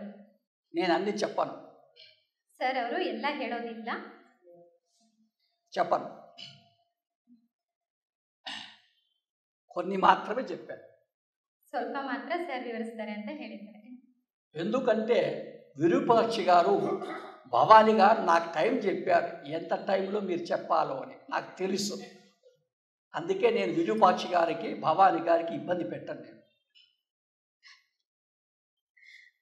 ಸರ್ ಏನು ಹೇಳ್ತಿದ್ದಾರೆ ಅಂದರೆ, ಅದು 300 ವಾಕ್ಯಗಳನ್ನ ಕೇಳಿಸ್ಕೊಂಡಿದ್ದಾರಲ್ಲ, ಅದು ಹೇಳೋದಕ್ಕೆ ನನ್ನ ಟೈಮ್ ಇಲ್ಲ. ಕಾರಣ ಏನಂದರೆ ವಿರೂಪಾಕ್ಷ ಸರ್ ಮತ್ತು ನಾವು ಒಂದು ಟೈಮ್ ಹೇಳಿದ್ದೀವಿ, ಆ ಟೈಮಲ್ಲಿ ನಾವು ಮುಗಿಸ್ಬೇಕು, ಅದು ಕಾರಣ ಅಂತ ಹೇಳ್ತಿದ್ದಾರೆ. నన్ను గురుగారు 6 సంవత్సరాలు 4 ప్లేసులకు తీసుకెళ్లేవాడు. ಗುರುಗಳು ಬಂದ್ಬಿಟ್ಟು ಒಂದು 6 ವರ್ಷ ಬಂದ್ಬಿಟ್ಟು ಸರ್ನ ಒಂದು 4 ಪ್ಲೇಸ್ ಕರ್ಕೊಂಡು ಹೋಗಿದ್ದಾರೆ. మేము వెళ్ళి అక్కడ 3 గంటలు ధ్యానం చేసేవాళ్ళు ఒకే సిటీ.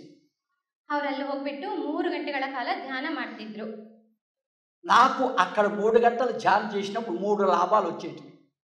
ಸರ್ ಅವರು ಅಲ್ಲಿ 3 ಗಂಟೆಗಳ ಕಾಲ ಧ್ಯಾನ ಮಾಡಿದಕ್ಕೆ 3 ಲಾಭಗಳ ಅವ್ರಿಗೆ ಪಡ್ಕೊಂಡಿದ್ದಾರೆ ಅವರು ಸರ್ ಅವರು.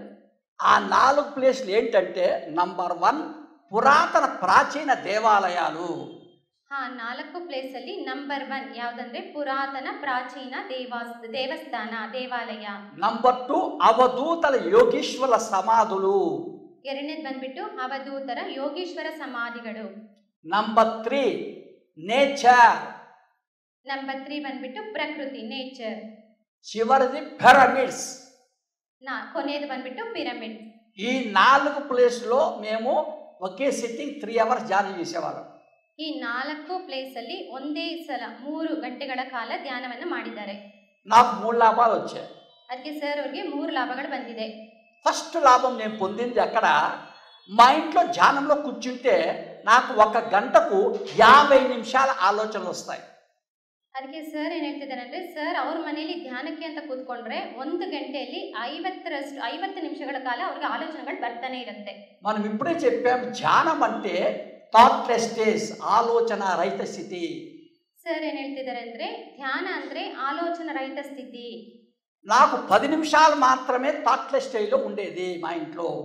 ಸರ್ಗೆ 1 ಗಂಟೆಗಳ ಕಾಲ ಧ್ಯಾನ ಮಾಡಿದ್ರೆ 50 ನಿಮಿಷಗಳು ಆಲೋಚನೆಗಳು ಬರ್ತಿತ್ತು, 10 ನಿಮಿಷಗಳು ಮಾತ್ರ ಧ್ಯಾನ ಸ್ಥಿತಿ ಆಗ್ತಿತ್ತು. ఆ 4 ప్లేస్లో ధ్యానం చేసేటప్పుడు నాకు 1 గంటకు 5 నిమిషాలే 10 నిమిషాలే ఆలోచనలు వచ్చాయి. ಆ 4 ಪ್ಲೇಸಲ್ಲಿ ಧ್ಯಾನ ಮಾಡಿದ್ರಿಂದ ಸರ್ಗೆ 1 ಗಂಟೆಯಲ್ಲಿ 5 ನಿಮಿಷಗಳು ಮಾತ್ರ ಆಲೋಚನೆಗಳು ಬರ್ತಿತ್ತು. అంత తొందరగా నేను థాట్లెస్ స్టేజ్లోకి వెళ్ళిపోయాను. అక్కడ ಅಷ್ಟು ಬೇಗವಾಗಿ ಆಲೋಚನಾ ರಹಿತ ಸ್ಥಿತಿಗೆ ಹೋಗ್ತಿದ್ರು, ಶೂನ್ಯ ಸ್ಥಿತಿಗೆ ಹೋಗ್ತಿದ್ರು. మా ఇంట్లో ధ్యానం చేస్తే కాస్మిక్ ఎనర్జీ నాలోకి కొద్దిగానే ప్రవేశించేది, ఫ్లో అయ్యేది. ಸರ್ ಮನೆಯಲ್ಲಿ ಧ್ಯಾನ ಮಾಡೋದ್ರಿಂದ ಕಾಸ್ಮಿಕ್ ಎನರ್ಜಿ ಸ್ವಲ್ಪ ಮಾತ್ರ ಫ್ಲೋ ಆಗ್ತಿತ್ತು, ಅಂದ್ರೆ ಅವರು ಪಡ್ಕೋತಿದ್ರು. ఆ 4 ప్లేస్లో ధ్యానం చేసినప్పుడు కాస్మిక్ ఎనర్జీ ఎంతో ఎక్కువగా నాలో ఫ్లో అయ్యేది. ಅವರು ಆ 4 ಪ್ಲೇಸಲ್ಲಿ ಧ್ಯಾನ ಮಾಡೋದ್ರಿಂದ ಆ ಕಾಸ್ಮಿಕ್ ಎನರ್ಜಿ ಅವರಲ್ಲಿ ಹೆಚ್ಚಾಗಿ ಅಂದ್ರೆ ದೇಹದಲ್ಲಿ ಸಿಕ್ತಿತ್ತು ಅವ್ರಿಗೆ. చివరికి నేను ఏ దేవాలయం వెళ్ళి కూర్చున్నా అక్కడ ఉన్న వాళ్ళంతా నాకు మెసేజ్ ఇస్తారు. ధ్యానంలో ఉన్నప్పుడు సందేశాలు ఇస్తారు. ಕೊನೆಗೆ ಸರ್ ಯಾವುದೇ ಒಂದು ದೇವಸ್ಥಾನಕ್ಕೆ ಕೂತ್ಕೊಂಡ್ರು ಧ್ಯಾನದಲ್ಲಿ ಅಲ್ಲಿರೋರೆಲ್ಲ ಒಂದು ಮೆಸೇಜ್ ಕೊಡ್ತಿದ್ರಂತೆ ಧ್ಯಾನದಲ್ಲಿ ಅವ್ರಿಗೆ. ఆంజనేయ స్వామి దగ్గర కూర్చుంటే ఆంజనేయ స్వామి ఇస్తాడు, కృష్ణుడి దగ్గర కూర్చుంటే కృష్ణుడు ఇస్తాడు, అమ్మవారి దగ్గర కూర్చుంటే అమ్మవారు, అలా అందరు ఇస్తారు నాకు ధ్యానంలో దేవాలయాల్లో. ಸರ್ಗೆ ಬಂದ್ಬಿಟ್ಟು ಇವಾಗ ಎಕ್ಸಾಂಪಲ್ ಹೇಳಿದರೆ, ಆಂಜನೇಯ ಸ್ವಾಮಿ ದೇವಸ್ಥಾನದಲ್ಲಿ ಅಲ್ಲಿ ಕೂತ್ಕೊಂಡ್ರು ಅಷ್ಟೇ, ಶಿವನ ಮುಂದೆ ಕೂತ್ಕೊಂಡ್ರು, ದೇವಿಯ ಮುಂದೆ ಕೂತ್ಕೊಂಡ್ರು, ಆ ರೀತಿ ಎಲ್ಲರೂ ಒಂದೊಂದು ಮೆಸೇಜ್ಗಳನ್ನ ಸರ್ ಕೊಡ್ತಿದ್ರು. నేను అవన్నీ గురుగారు చెప్పేవాళ్ళు, నాకు ఇవన్నీ మెసేజ్ వస్తుంది అక్కడి నుంచి. ಅದನ್ನೆಲ್ಲ ಸರ್ ಪತ್ರಿಜಿ ಅವ್ರಿಗೆ ಹೇಳ್ತಿದ್ರು, ನನಗೆ ಈ ರೀತಿ ಎಲ್ಲ ಮೆಸೇಜ್ಗಳು ಬರ್ತಿದೆ ಅಂತ. నేను అవధూతల యోగీశ్వర్ దగ్గర కూర్చుని వాళ్ళంతా నాకు సందేశాలు మెసేజ్ ఇచ్చేవాళ్ళు. ಸರ್ ಅವರು ಅವಧೂತರ ಯೋಗೇಶ್ವರ ಹತ್ರ ಕೂತ್ಕೊಂಡ್ರೆ ಅವರೆಲ್ಲರೂ ಸಂದೇಶಗಳನ್ನ ಕೊಡ್ತಿದ್ರು. ಅವన్నీ నేను గురుగారు చెప్పేవాళ్ళు. ಅದನ್ನೆಲ್ಲ ಗುರುಗಳಿಗೆ ಹೇಳ್ತಿದ್ರು. నేను నేచర్లో కూర్చుంటే నాకు నేచర్ మెసేజ్ ఇచ్చేది.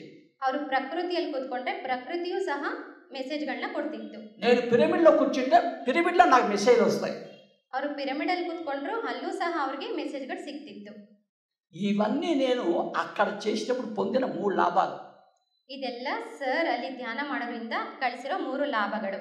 అందుకే గురుగారు ఆ 4 ప్లేస్లతో నాతో ధ్యానం చేయించి నువ్వు ఈ శరీరంలో ఉన్నంత వరకు వీటిని ఆపద్దు అని చెప్పాడు. ಅದಕ್ಕೆ ಗುರುಗಳು ಆ 4 ಪ್ಲೇಸಲ್ಲಿ ಧ್ಯಾನವನ್ನು ಮಾಡಿಸಿ ಈ ಶರೀರದಲ್ಲಿರೋವರೆಗೂ ನೀನು ಇದನ್ನ ನಿಲ್ಲಿಸಬೇಡ ಅಂತ ಹೇಳಿದ್ರು. నేను ఇప్పుడు కూడా సేమ్ ఆ 4 ప్లేసులకు వెళ్ళి ధ్యానం చేస్తా. ಸರ್ ಅವರು ಈಗಲೂ ಸಹ ಆ 4 ಪ್ಲೇಸ್ಗೆ ಹೋಗಿ ಧ್ಯಾನವನ್ನು ಮಾಡ್ತಿರ್ತಾರೆ. ఇప్పుడు కూడా నాకు అలా వస్తుంటే మెసేజెస్ ధ్యానంలో. ಈಗಲೂ ಸಹ ಅವ್ರಿಗೆ ಅಷ್ಟು ಚೆನ್ನಾಗಿ ಮೆಸೇಜ್ಗಳು ಸಿಗ್ತಾ ಇರುತ್ತೆ. ఇప్పుడు అదే మీకు కొంత నేను చెప్పబోయేది. ಅದರಲ್ಲಿ ಸ್ವಲ್ಪ ವಿಷಯಗಳನ್ನ ನಿಮಗೆ ಹೇಳ್ತಿದ್ದಾರೆ. ఇప్పుడు నేను దేవాలయాలను వెళ్ళి ధ్యానం చేసేటప్పుడు వాళ్ళు ఇచ్చిన సందేశాలు చెప్తా. ಸರ್ ಅವರು ದೇವಸ್ಥಾನದಲ್ಲಿ ಹೋಗ್ಬಿಟ್ಟು ಧ್ಯಾನವನ್ನು ಮಾಡಬೇಕಾದ್ರೆ ಅವ್ರಿಗೆ ಕೊಟ್ಟಿರೋ ವಿಷಯಗಳನ್ನ ಸಂದೇಶಗಳನ್ನ ನಮಗೆ ಹೇಳ್ತಾರೆ. తెలంగాణ రాష్ట్రంలో భద్రాచలం అనే ఒక ఊరుంది. ತೆಲಂಗಾಣ ರಾಜ್ಯದಲ್ಲಿ ಭದ್ರಾಚಲ ಎಂಬ ಒಂದು ಊರಿದೆ. నేను గురుగారు వెళ్ళి అక్కడ ఆంజనేయ స్వామి దగ్గర ధ్యానం చేశాను. ಸರ್ ಹಾಗೂ ಪತ್ರಿಜಿ ಗುರುಗಳು ಅಲ್ಲಿ ಹೋಗ್ಬಿಟ್ಟು ಆಂಜನೇಯ ಸ್ವಾಮಿ ದೇವಸ್ಥಾನ ಅಲ್ಲಿದೆ, ಅಲ್ಲಿ ಕೂತ್ಕೊಂಡು ಧ್ಯಾನ ಮಾಡಿದ್ರಂತೆ. నేను ఆంజనేయ స్వామి మెసేజ్ అడిగా.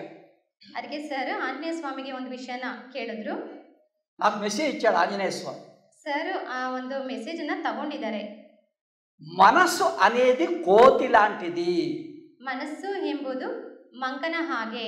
కోతి ఎప్పుడు గెంతులు వేస్తూ ఉంటుంది. గెంతులు అంటే క్లిప్పింగ్.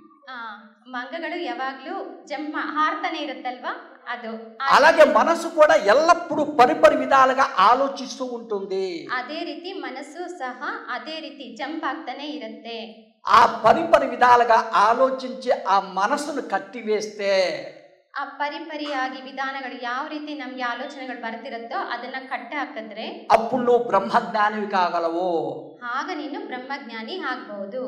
ఆ పరిపరి విధాలుగా ఆలోచించి మనసును కట్టివేయడానికి మార్గమే ధ్యానము.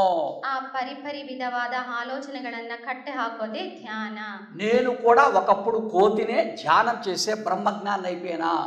ನಾನು ಸಹ ಒಂದು ಸಮಯದಲ್ಲಿ ಮಂಗನಾಗೆ ಇದ್ದದ್ದು ಧ್ಯಾನ ಮಾಡ್ತಾ ಬ್ರಹ್ಮಜ್ಞಾನವನ್ನು ಪಡೆದಿದ್ದೀನಿ. మీరు కూడా ధ్యానం చేసి బ్రహ్మజ్ఞానులు కండి అన్నాడు. ನೀವು ಸಹ ಧ್ಯಾನವನ್ನು ಮಾಡಿ ಬ್ರಹ್ಮಜ್ಞಾನವನ್ನು ಪಡಿಬಹುದು ಅಂತ ಹೇಳ್ತಾರೆ. ధ్యానం చేయమని చెప్పిన ఆంజనేయ స్వామికి థ్యాంక్స్ చెప్పాను. ಧ್ಯಾನವನ್ನು ಮಾಡು ಅಂತ ಹೇಳ್ಕೊಟ್ಟಿರೋ ಆಂಜನೇಯ ಸ್ವಾಮಿಗೆ ಥ್ಯಾಂಕ್ಸ್ ಹೇಳಬೇಕು ಅಂತ. కొల్లాపూర్ అనే ఊరికి వెళ్ళాం. అక్కడ ఒక ఆంజనేయ స్వామి దేవాలయంకి. కొల్లాపూర్, తెలంగాణ స్టేట్. ತೆಲಂಗಾಣದಲ್ಲಿ ಮತ್ತೊಂದು ದೇವಸ್ಥಾನ ಕೊಲ್ಲಾಪುರ, ಅಲ್ಲಿ ಆಂಜನೇಯ ಸ್ವಾಮಿ ದೇವಸ್ಥಾನಕ್ಕೆ ಹೋದ್ರು. నాకు మెసేజ్ని అడిగాను. సేమ్ అదే ತರ ಇವರು ಸರ್ ಅವರು ಮೆಸೇಜ್ ಕೊಡಿ ಅಂತ ಕೇಳ್ಕೊಂಡಿದ್ದಾರೆ. నా పేరు మీద మెసేజ్ ఇస్తా తీసుకో అన్నాడు. ఆయన పేరు హనుమ అంటారు. ಅವ್ರ ಹೆಸರು ಮೇಲೆ ಒಂದು ಮೆಸೇಜ್ ಅನ್ನ ಕೊಡ್ತೀನಿ, ಅದನ್ನ ನೀನ್ ತಗೋ. ಆತನ ಹೆಸರು ಬಂದ್ಬಿಟ್ಟು ಹನುಮಾನ್. హనుమలో తెలుగులో మొదటి అక్షరం హ. ಅದು ತೆಲುಗು ಅಲ್ಲಿ ಮೊದಲನೇ ಅಕ್ಷರ ಹ. రెండవ అక్షరం ను. ಎರಡನೇ ಅಕ್ಷರ ನು. చివరి అక్షరం మ. ಕೊನೆಯ ಅಕ್ಷರ ಮ. ఫస్ట్ అక్షరం హ. ಫಸ್ಟ್ ಅಕ್ಷರ ಹ. హంసను పట్టుకొని బాగా సాధన చేసుకుంటూ ఉండాలి. ಹಂಸವನ್ನು ಹಿಡಿದುಕೊಂಡು ಚೆನ್ನಾಗಿ ಸಾಕೋ ರೀತಿ ಆ ಒಂದು ಗುಣದಲ್ಲಿ ಇರಬೇಕು. హంస అంటే శ్వాస.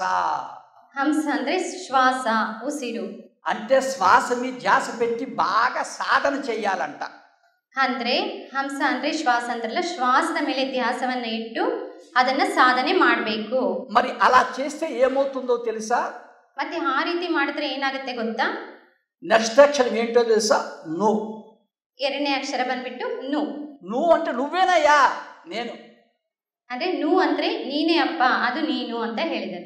మరలా ఈ భూమి మీద పుట్టవలసిన అవసరం ఉండదు. ಮತ್ತೆ ಎರಡನೇದು, ಈ ಭೂಮಿ ಮೇಲೆ ಜನನ ಪಡೆಯೋ ಒಂದು ಅವಶ್ಯಕತೆ ಇರೋದಿಲ್ಲ. అవసరం లేదు నీకు. ఇంకా శ్వాస మీద ధ్యానం బాగా చేస్తే ఈ భూమి మీద మళ్ళా పుట్టవలసిన అవసరం లేదయ్యా. అంత గొప్పది శ్వాస మీద ధ్యానం అని చెప్పాడు. ಶ್ವಾಸ ಮೇಲೆ ಧ್ಯಾಸ, ಈ ಒಂದು ಸಾಧನೆ ಅಭ್ಯಾಸ ಮಾಡಿದ್ರೆ ಮತ್ತೆ ನಾವು ಭೂಮಿ ಮೇಲೆ ಮತ್ತೊಂದು ಜನ್ಮ ಪಡೆಯೋ ಅವಶ್ಯಕತೆ ಇಲ್ಲ, ಅಷ್ಟೊಂದು ವಿಶೇಷತೆ ಇದೆ ಅಂತ ಹೇಳಿದ್ರು. అంత గొప్పది శ్వాస మీద ధ్యానం చెప్పిన ఆంజనేయ స్వామి థ్యాంక్స్ చెప్పాను. ಇಷ್ಟು ಅದ್ಭುತವಾದ ಮಾತನ್ನು ಹೇಳಿರೋ ಆಂಜನೇಯ ಸ್ವಾಮಿಗೆ ಥ್ಯಾಂಕ್ಸ್ ಹೇಳ್ಕೊಡೋಣ. నేను మా హైదరాబాద్లో కూడా ఆంజనేయ స్వామి టెంపుల్కి వెళ్ళి ధ్యానం చేశాను. ಸರ್ ಅವರು ಹೈದರಾಬಾದಲ್ಲೂ ಸಹ ಆಂಜನೇಯ ಸ್ವಾಮಿ ದೇವಸ್ಥಾನಕ್ಕೆ ಹೋಗ್ಬಿಟ್ಟು ಧ್ಯಾನವನ್ನು ಮಾಡಿದ್ದಾರೆ. అక్కడ కూడా ఆంజనేయ స్వామి మెసేజ్ ఇచ్చాడు నాకు ధ్యానంలో హైదరాబాద్లో. ಹೈದರಾಬಾದಲ್ಲೂ ಆಂಜನೇಯ ಸ್ವಾಮಿ ಸರ್ ಅವ್ರಿಗೆ ಒಂದು ವಿಶೇಷವಾದ ಮಾತನ್ನು ತಿಳಿಸಿದ್ದಾರೆ. తెలుగులో ఆయన పేరులో ఒక్కొక్క అక్షరాన్ని మెసేజ్ ఇచ్చాడు. ఆంజనేయ స్వామి అని పేరు, తెలుగులో మొదటి అక్షరం ఆ. ತೆಲುಗು ಅಲ್ಲಿ ಅವ್ರ ಹೆಸರು ಬಂದ್ಬಿಟ್ಟು ಆಂಜನೇಯ ಸ್ವಾಮಿ ಅಂತ, ಅದಕ್ಕೆ ಆ ಒಂದು ಅಕ್ಷರಕ್ಕೂ ಒಂದು ವಿವರಣೆಯನ್ನು ಕೊಟ್ಟಿದ್ದಾರೆ. ಮೊದಲನೇ ಅಕ್ಷರ ಬಂದ್ಬಿಟ್ಟು ಆ. ఆనాపానసతి ధ్యానాన్ని బాగా సాధన చేసుకో అన్నాడు. ಆನಾಪಾನಸತಿ ಧ್ಯಾನವನ್ನು ಬಹಳವಾಗಿ ಸಾಧನೆ ಮಾಡ್ಕೋ. దానినే శ్వాస మీద ధ్యాసని తెలుగులో అంటారయ్యా అన్నాడు. ಅದನ್ನೇ ಶ್ವಾಸ ಮೇಲೆ ಧ್ಯಾಸ ಅಂತ ಹೇಳೋದು. బాగా ఆనాపానసతి ధ్యానం చేయాలంట నేను. ಅಂದ್ರೆ ಹೆಚ್ಚಾಗಿ ಆನಾಪಾನಸತಿ ಧ್ಯಾನವನ್ನು ಮಾಡಬೇಕು ಅಂತ ಸರ್ಗೆ ಹೇಳಿದ್ದಾರೆ. ఆ పక్కన ఏముంటుంది తెలుసా? పక్కన సున్న ఉంటుంది.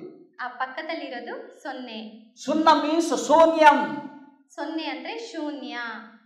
నువ్వు ఎప్పుడైతే బాగా ధ్యానం చేస్తావో సంచిత ప్రారంభ ఆగామి కర్మలు శూన్యమైపోతాయి అప్పుడు నీకు. ಅವರು ಯಾವಾಗ ನೀನು ಧ್ಯಾನವನ್ನು ಹೆಚ್ಚಾಗಿ ಅಂದ್ರೆ ಶ್ವಾಸದ ಮೇಲೆ ಗಮನವಿಟ್ಟು ಮಾಡ್ತೀಯೋ ಆಗ ಸಂಚಿತ ಆಗಾಮಿಕ ಪ್ರಾರಬ್ಧ ಕರ್ಮಗಳು క్లియర్ ಆಗ್ಬಿಡುತ್ತೆ. మనిషికి ఈ సంచిత ప్రారంభ ఆగామి కర్మలు ఉంటే వాళ్ళు ఖచ్చితంగా భూమి మీద పుట్టి తీరాల్సిందే. ಮನುಷ್ಯನಿಗೆ ಸಂಚಿತ ಪ್ರಾರಬ್ಧ ಆಗಾಮಿಕ ಕರ್ಮಗಳಿದ್ರೆ ಖಚಿತವಾಗಿ ಭೂಮಿ ಮೇಲೆ ಜನನವನ್ನು ಪಡ್ಕೊಳ್ಬೇಕಾದದ್ದೇ. కానీ నువ్వు ఈ ఆనాపానసతి ధ్యానం చేస్తే ఆ మొత్తం మూడు శూన్యమైపోతాయి. ಆದ್ರೆ ನೀನು ಆನಾಪಾನಸತಿ ಧ್ಯಾನವನ್ನು ಮಾಡೋದ್ರಿಂದ ಆ ಮೂರನ್ನು ತೊಲಗಿಸ್ಕೊಳ್ಬಹುದು. మళ్ళీ అక్షరం జ. ಮತ್ತೆ ಅದಾದ್ಮೇಲೆ ಶೂನ್ಯ ಆದ್ಮೇಲೆ ನೆಕ್ಸ್ಟ್ ಬರೋದು ಧ್ಯ. జన్మ నువ్వు మళ్ళా ఈ భూమి మీద పుట్టవలసిన అవసరం ఉండదు. ಜನ್ಮ ಅನ್ನೋದು ಮತ್ತೆ ಭೂಮಿ ಮೇಲೆ ಇನ್ನೊಂದ್ಸಲ ಹುಟ್ಟೋ ಅವಶ್ಯಕತೆ ಇರೋದಿಲ್ಲ. నెక్స్ట్ అక్షరం నే. ಆಂಜ ಆಯ್ತು. ನೆಕ್ಸ್ಟ್ ಅಕ್ಷರ ನೇ. నేను ఎవరో తెలుసుకోవాలి. ನಾನು ಯಾರು ಅಂತ ತಿಳ್ಕೊಳ್ಬೇಕು. ఒకరోజు సుభాష్ పత్రని గురుగారు మా ఇంట్లో నన్ను అడిగాడు, నువ్వెవరో తెలుసా అని అడిగాడు నన్ను. ಒಂದ್ ದಿವ್ಸ ಗುರುಗಳು ಪತ್ರಿಜಿ ಗುರುಗಳು ಬಂದ್ಬಿಟ್ಟು ಸರ್ ಅವನ್ನ ಕೇಳಿದ್ರು, ನೀನ್ ಯಾರು ಅಂತ ಗೊತ್ತಾ? తెలుసు అన్నాను. ಗೊತ್ತು ಅಂತ ಹೇಳಿದ್ರು. చెప్పు అన్నాడు. ಹೇಳು ಅಂತ ಕೇಳಿದ್ರು. ఈ శరీరం నేను అన్నా గురుగారితో. ఈ శరీర ನಾನು ಅಂತ ಹೇಳಿದ್ರು. ఈ శరీరం నీకు భూమి మీద శాశ్వతంగా ఉంటుందా అని అడిగాడు గురుగారు నన్ను. ಅದಕ್ಕೆ ಸರ್ ಹೇಳಿದ್ರು, ಈ ಶರೀರ ಭೂಮಿ ಮೇಲೆ ನಿನ್ಗೆ ಶಾಶ್ವತವಾಗಿರುತ್ತಾ ಅಂತ ಕೇಳಿದ್ರು. నేను చెప్పా 70కో 75కో నా వయసులో నా శరీరం చచ్చిపోతుంది సార్ అన్న. ಅದಕ್ಕೆ ಇವರು ಹೇಳಿದ್ರು 70-75ಕೋ ನನ್ನ ಶರೀರ ಮೃತಪಡುತ್ತೆ ಅಂತ. ఆ 70కో 75కో చచ్చిపోయి ఆ శరీరం అది నువ్వా అన్నాడు గురుగారు. 70-75 ವರ್ಷದಲ್ಲೋ ಮೃತಪಟ್ಟಿರೋ ಶರೀರ ನೀನಾ ಅಂತ ಕೇಳಿದ್ರು. పొరపాటైంది గురుగారు, నేను ఈ శరీరాన్ని కాదు అన్నాను. ಅದಕ್ಕೆ ತಪ್ಪಾಯ್ತು ಗುರುಗಳೇ, ಈ ಶರೀರ ನಾನಲ್ಲ ಅಂತ ಹೇಳಿದ್ರು. మరి ఎవరు నువ్వు అని అడిగారు నన్ను గురుగారు. ಮತ್ತೆ ಹಾಗಾದ್ರೆ ನೀನ್ ಯಾರು ಅಂತ ಕೇಳಿದ್ರು. నేను పురుషుణ్ణి మగవాణ్ణి సార్ అన్నా. ಅದಕ್ಕೆ ಸರ್ ಹೇಳಿದ್ರು, ನಾನ್ ಪುರುಷ ಗಂಡಸು ಅಂತ ಹೇಳಿದ್ರು. ఆహా నువ్వు పురుషునివా మగవాడివా అన్నాడు గురుగారు. ಅದಕ್ಕೆ ಸರ್ ಹೇಳಿದ್ರು, ಆಹಾ ನೀನು ಪುರುಷನ ಅಂದ್ರೆ ಗಂಡಸ ನೀನು ಅಂತ ಕೇಳಿದ್ರು. నాకు ఒక 15 minutes టైం ఇస్తావా మిట్టా మనోహర్ అని అడిగాడు గురుగారు. ಅದಕ್ಕೆ ಸರ್ ಹೇಳಿದ್ರು, ನನ್ಗೊಂದು 15 ನಿಮಿಷ ಟೈಮ್ ಕೊಡು, ನಾನು ಹೇಳೋ ಮಾತು ನೀನ್ ಕೇಳಿಸ್ಕೊತೀಯಾ? ఎందుకు గురుగారిని అడిగాను.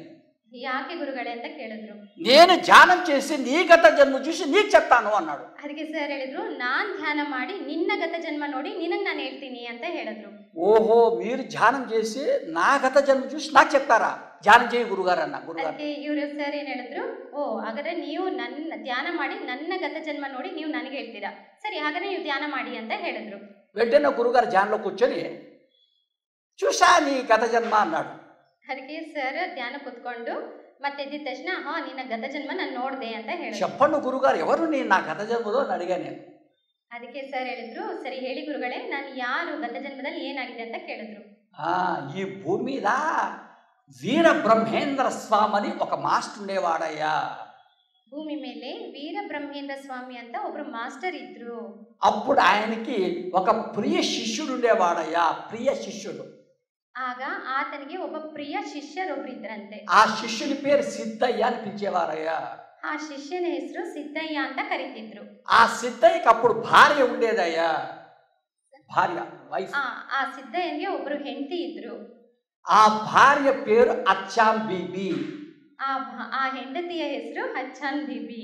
ఆ అచ్చాం బీబీ ఆ స్త్రీ నువ్వే అని అడిగాడు గురుగారు నాతో. అచ్చాన్ బేబీ ఆ స్త్రీ ಬಂದ್ಬಿಟ್ಟು ನೀವೇ ಅಂತ ಹೇಳಿದ್ರು. మరి అప్పుడు స్త్రీవే ఇప్పుడు పురుషుడు అంటున్నావే అన్నాడు గురుగారు. ಆಗ ಅವ್ರು ಹೇಳಿದ್ರು, ಆವಾಗ ನೀನ್ ಸ್ತ್ರೀ ಅಲ್ವಾ, ಇವಾಗೇನೋ ಪುರುಷ ಅಂತ ಹೇಳ್ತಿದ್ಯಲ್ವಾ ಅಂತ. పొరపాటు వేది గురుగారు, నేను పురుషుని కాదు అన్నాడు. ಓಕೆ, ತಪ್ಪಾಯ್ತು ಗುರುಗಳೇ, ನಾನು ಪುರುಷನಲ್ಲ ಅಂತ ಹೇಳಿದ್ರು.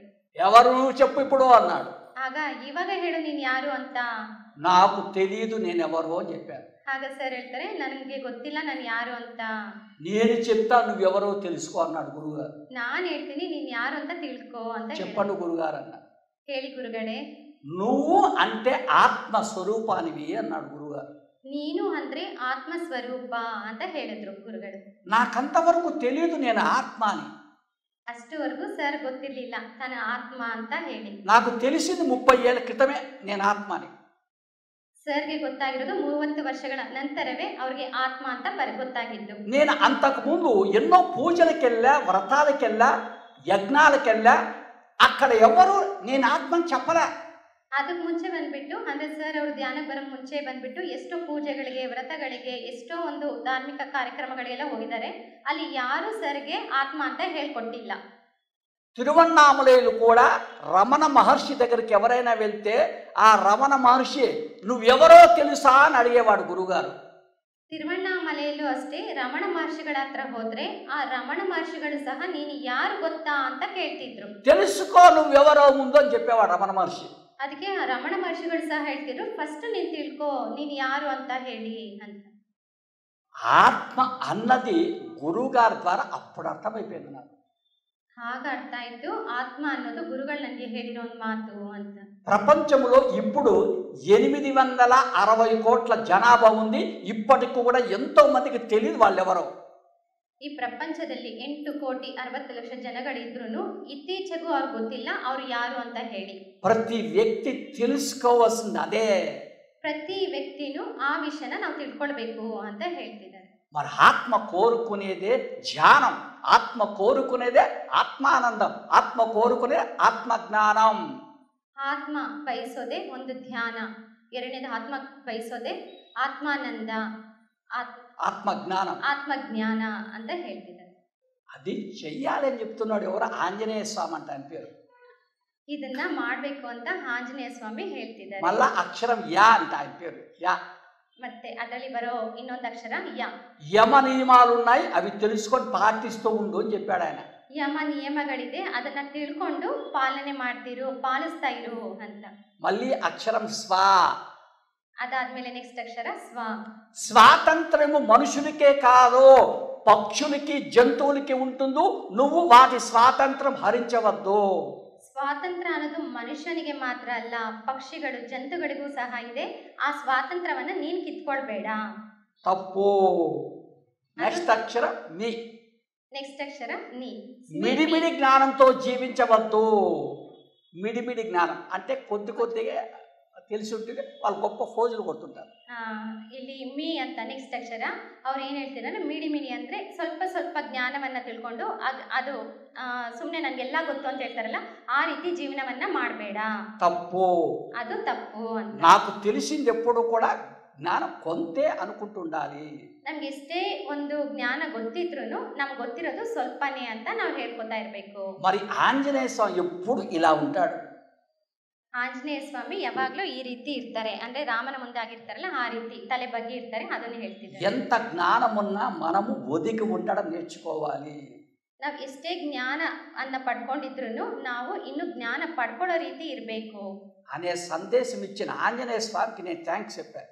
ಆ ರೀತಿ ಸಂದೇಶವನ್ನು ಕೊಟ್ಟಿರೋ ಆಂಜನೇಯ ಸ್ವಾಮಿಗೆ ಥ್ಯಾಂಕ್ಸ್ ಹೇಳ್ಕೊಳ್ಬೇಕು. నేను కర్తాల్లో పత్రిజీ అనే ఒక గురుగారి సమాధి దగ్గర ధ్యానం చేశాను.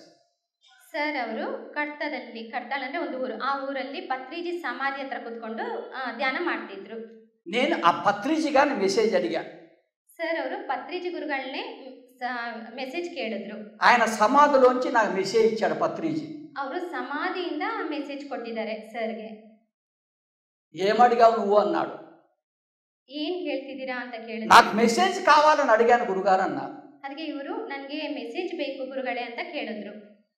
నువ్వు నన్ను మెసేజ్ కావాలని అడిగావు కదా, నేను నీకు ఇప్పుడు ఇంగ్లీష్లో మెసేజ్ మీదే మెసేజ్ ఇస్తా, తీసుకో అన్నాడు పత్రిజీ. ಅದಕ್ಕೆ ಪತ್ರಿಜಿ ಗುರುಗಳು ನೀನು ಮೆಸೇಜ್ ಬೇಕು ಅಂತ ಕೇಳ್ತಿದ್ಯಲ್ಲ, ಈಗ ನಾನು ಇಂಗ್ಲೀಷಲ್ಲಿ ಮೆಸೇಜ್ ಮೇಲೆ ಮೆಸೇಜ್ ನೀನು ಕೊಡ್ತೀನಿ, ನೀನು ತಗೋ ಅಂತ ಹೇಳಿದ್ರು. నీకు ఇంగ్లీష్లో మెసేజ్ స్పెల్లింగ్ తెలుసా అని అడిగాడు పత్రిజీ నన్ను. ಅದಕ್ಕೆ ಸರ್ ಹೇಳಿದ್ರು ನೀನು ಇಂಗ್ಲೀಷಲ್ಲಿ ಮೆಸೇಜ್ ಅನ್ನು ಅರ್ಥ ಗೊತ್ತಾ ಅಂತ ಕೇಳಿದ್ರು. తెలుసు గురుగారు అన్న. ಗೊತ್ತು ಗುರುಗಳೇ ಅಂತ ಹೇಳಿದ್ದಾರೆ. చెప్పవయ్యా అన్న స్పెల్లింగ్. ಹಾಗಾದ್ರೆ ಹೇಳಪ್ಪ ನೀನು ಅಂತ ಕೇಳಿದ್ರು. MESSAGE ఇది గురుగారు స్పెల్లింగ్ అన్నాను. ಸರ್ ಇಟ್ಕೊಂಡು MESSAGE ಇದು ಮೆಸೇಜ್ ಒಂದು ಸ್ಪೆಲ್ಲಿಂಗ್ ಅಂತ ಹೇಳಿದ್ರು. కరెక్ట్గా చెప్పావయ్యా నువ్వు అన్నాడు పత్రిజీ. ಅದಕ್ಕೆ ಕರೆಕ್ಟಾಗಿ ಹೇಳಿದ್ಯಪ್ಪ ನೀನು ಅಂತ ಹೇಳಿದ್ರು ಪತ್ರಿಜಿಗಳು. ఇప్పుడు నీకు ఒక్కొక్క లెటర్లో మెసేజ్ ఇస్తా తీసుకో అన్నాడు. ಈಗ ಅವರು ಒಂದೊಂದು ಲೆಟರ್ ಅಕ್ಷರದಲ್ಲೂ ಒಂದೊಂದು ವಿಷಯಗಳನ್ನ ಹೇಳ್ತೀನಿ ತಿಳ್ಕೋ ಅಂತ ಹೇಳಿದ್ರು. మెసేజ్లో ఫస్ట్ లెటర్ ఏంటి? ఎం. మెసేజ్ ಅಲ್ಲಿ ఫస్ట్ లెటర్ ఎం. మెడిటేషన్ నువ్వు బాగా సాధన చేసుకుంటూ ఉండవయ్యా అన్నాడు. ಮೆಡಿಟೇಷನ್ ನೀನು ಬಹಳ ಸಾಧನೆ ಮಾಡ್ಕೊಂಡಿರು ಅಂತ ಹೇಳಿದ್ದಾರೆ. రెండవ అక్షరం ఇ. ಎರಡನೇ ಅಕ್ಷರ E. Eat only vegetarian food అన్నాడు. ಈಟ್ ಓನ್ಲಿ ವೆಜಿಟೇರಿಯನ್ ಫುಡ್ ಅಂದ್ರೆ ಸಸ್ಯಾಹಾರದ್ದು. నెక్స్ట్ అక్షర ఎస్. నెక్స్ట్ ಬಂದ್ಬಿಟ್ಟು S. Spiritual life physical life రెండు నువ్వు జీవించాలి. పూర్తి స్పిరిచువల్ లైఫ్ జీవించవద్దు, పూర్తి ఫిజికల్ లైఫ్ జీవించవద్దు.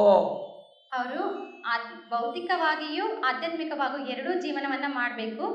ಅಂದ್ರೆ ಆಧ್ಯಾತ್ಮಿಕದಲ್ಲಿ ಮಾತ್ರ ಜೀವನ ನಡೆಸೋ ರೀತಿ ಇಲ್ಲ. మళ్ళీ లెటర్ ఎస్. సింప్లిసిటీ మెయింటైన్ చేసుకుంటూ నువ్వు జీవించాలి.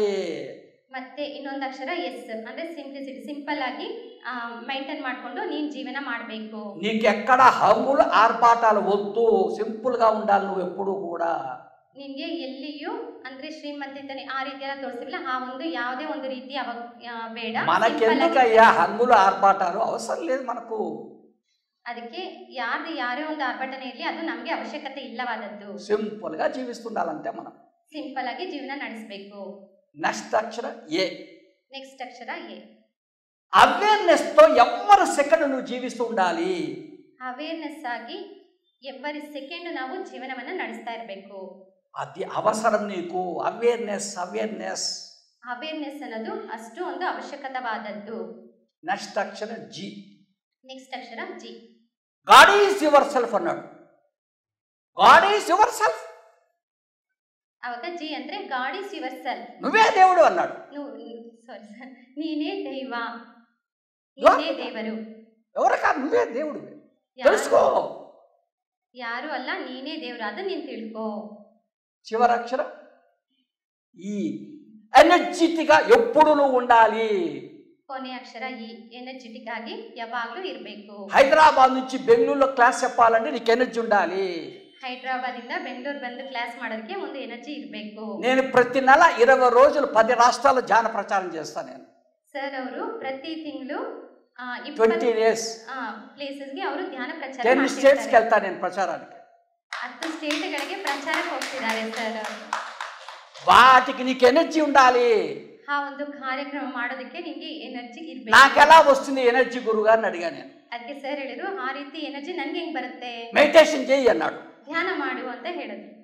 మళ్ళీ మెడిటేషన్ చేయమని చెప్పాడు పత్రిజీ గారు. ಮತ್ತೆ ಧ್ಯಾನ ಮಾಡಂತ ಪತ್ರಿಜಿ ಗುರುಗಳು ಹೇಳಿದ್ದಾರೆ. థ్యాంక్స్ గురుగారు, నేను మెడిటేషన్ చేస్తాను.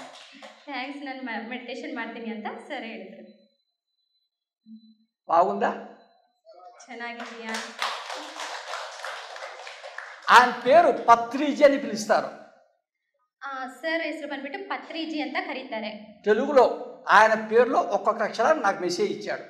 ಆ ಒಂದು ಹೆಸರಿನ ಒಂದು ಅಕ್ಷರದ ಒಂದೊಂದು ವಿಷಯಗಳ ಬಗ್ಗೆ ಸರ್ ಅವರು ಮೆಸೇಜ್ ಕೊಟ್ಟಿದ್ದಾರೆ. ಪತ್ರಿಜಿ ಗುರುಗಳು ಸರ್ ಕೊಟ್ಟಿದ್ದಾರೆ. ఫస్ట్ అక్షరం ప. ಫಸ್ಟ್ ಅಕ್ಷರ ಬಂದ್ಬಿಟ್ಟು ಪ. సెకండ్ అక్షరం 3. ಎರಡನೇ ಅಕ್ಷರ ಬಂದ್ಬಿಟ್ಟು 3. చివరి అక్షర జీ. ಕೊನೆ ಅಕ್ಷರ ಬಂದ್ಬಿಟ್ಟು ಜಿ. ఫస్ట్ అక్షరం ప. ಫಸ್ಟ್ ಅಕ್ಷರ ಬಂದ್ಬಿಟ್ಟು ಪ. పని ఏదైతే నువ్వు చేస్తున్నావో దాన్ని దైవంగా భావించి చెయ్యి అని చెప్పేవాడే పత్రిజీ. ಅಂದ್ರೆ ನೀನ್ ಏನ್ ಕೆಲಸನ ಮಾಡ್ತಿದೀಯೋ ಅದು ದೈವ ಕೆಲಸ ಅಂತ ಭಾವನೆಯಿಂದ ನೀನ್ ಮಾಡು. ಅದೇ ಪ ಅನ್ನೋ ಅಕ್ಷರಕ್ಕೆ ಅರ್ಥ. ఇప్పుడు నేను ధ్యాన ప్రచారం అని చేసేటప్పుడు ఈ పని నేను ఒక దైవ కార్యంలాగా భావిస్తూ చేస్తూ ఉండాలంట.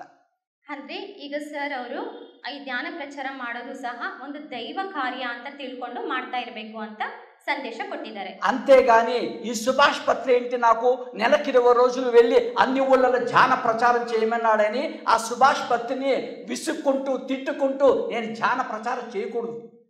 ಅದಕ್ಕೆ ಅಂತ ಹೇಳ್ಬಿಟ್ಟು ನಾವು ಸುಭಾಷ್ ಪತ್ರಿಜಿ ಅವರು ಹೇಳಿದ್ರು, ನಾವು ಎಲ್ಲ ಕಡೆ ಹೋಗ್ಬಿಟ್ಟು ಧ್ಯಾನ ಪ್ರಚಾರ ಮಾಡಬೇಕು ಅಂತ ಹೇಳಿ ಆ ಒಂದು ಸಿಟ್ಟಲ್ಲಿ ಕೋಪದಲ್ಲಿ ನಾವು ಆ ರೀತಿ ಮಾಡಬಾರ್ದು. నేను ఆ విధంగా చేస్తే ఏ ఉపయోగం ఉండదు. ನಾನು ಆ ರೀತಿಯಲ್ಲಿ ಮಾಡೋದ್ರಲ್ಲಿ ಯಾವುದೇ ಒಂದು ಉಪಯೋಗ ಇರೋದಿಲ್ಲ. నేను భవానీ గారింటికి వెళ్తా. ఈరోజు నేను భవానీ గారింటికి వెళ్తా. భవానీ గారు నాకు ఈరోజు ದೋಸೆಲ್ చేస్తుంది. ದೋಸೆಲ್ ಸರ್ ಏನು ಹೇಳ್ತಿದಾರಂದ್ರೆ ನಮ್ಮ ಮನೆಗೆ ಬರ್ತೀವಿ, ನಾನು ಅವ್ರಿಗೆ ದೋಸೆನ ಮಾಡ್ಕೊಡ್ತೀನಿ ಅಂತ. ఈ భవానీ గారు వాడెవడ హైదరాబాద్ నుంచి వచ్చాడు, మిట్టామనవర్ గారు, వాడికి నేను దోశలు చేయాల్సి వచ్చిందని విసుక్కుంటూ తిట్టుకుంటూ ఆ దోశలు చేస్తే ఆ దోశలకి ఎనర్జీ ఉండదు, టేస్ట్ ఉండదు. ಸರ್ ಏನು ಹೇಳ್ತಾರೆ ಅಂದರೆ, ನಾನು ಅವ್ರನ್ನ ಕರ್ಕೊಂಡ್ಬಿಟ್ಟು ದೋಸೆ ಮಾಡ್ಕೊಡ್ಬೇಕಾದ್ರೆ ಈ ಹೈದ್ರಾಬಾದಿಂದ ಬಂದರು ಇವ್ರಿಗೋಸ್ಕರ ನಾನು ದೋಸೆ ಮಾಡ್ಕೊಡ್ಬೇಕಾ ಅಂತ ಬೈಕೊಂಡು ನಾನು ದೋಸೆ ಮಾಡಿಕೊಟ್ರೆ ఆ దోశకి ఎనర్జీ ఇరోదిಲ್ಲ. మరి ఎలా ఉండాలి తెలుసా? ఈరోజు నా ఇంటికి ఒక దేవుడు అతిథిగా వచ్చాడు, ఆ దేవునికి నేను దోశలు చేస్తున్నా అనే భావంతో వండాలి. ಅದು ಯಾವ ರೀತಿ ಭಾವನೆ ಇರಬೇಕು ಅಂದರೆ, ಈ ದಿನ ನನ್ನ ಮನೆಗೆ ಒಂದು ದೇವಶಕ್ತಿ ಅತಿಥಿಯಾಗಿ ಬರ್ತಿದ್ದಾರೆ, ಅವ್ರಿಗೆ ನಾನು ದೋಸೆ ಮಾಡ್ಕೊಡ್ತೀನಿ ಅಂತ ಭಾವನೆಯಿಂದ ನಾನು ದೋಸೆ ಮಾಡ್ಕೊಡ್ಬೇಕು. అప్పుడు ఆ దోశలకి ఎంత ఎనర్జీ ఉంటుందో, ఎంత టేస్టీగా ఉంటుందో. ಆಗ ಆ దోశకి ಎಷ್ಟು ఎనర్జీ ఇರುತ್ತೋ, ಎಷ್ಟು టేస్టీ ఇರುತ್ತೋ. కనుక మనిషి భూమి మీద చేసే పని ఏదైనా సరే దైవ కార్యక్రమం లాగా చేయాలి, కానీ విసుక్కుంటూ బలవంతంగా చేయకూడదు. ಕೊನೆಯದಾಗಿ ಮನುಷ್ಯ ಯಾವುದೇ ಒಂದು ಕೆಲಸ ಮಾಡಿದ್ರು ದೈವ ಕಾರ್ಯವಾಗಿ ಮಾಡಬೇಕೆ ಹೊರತು ಬೈಕೊಂಡು ಸಿಡ್ಗುಡ್ತಾ ನಾವು ಮಾಡಬಾರ್ದು అని చెప్పేవాడే పత్రిజీ అంట. ಅದನ್ನೇ ಹೇಳೋರೆ పత్రిజీ. ఈ విరూపాక్షి కూడా నాకెందుకు పెట్టారు ఇలాంటి కార్యక్రమం అని విసుక్కుంటూ చేయకూడదని చెప్పాడు పత్రిజీ విరూపాక్షికి.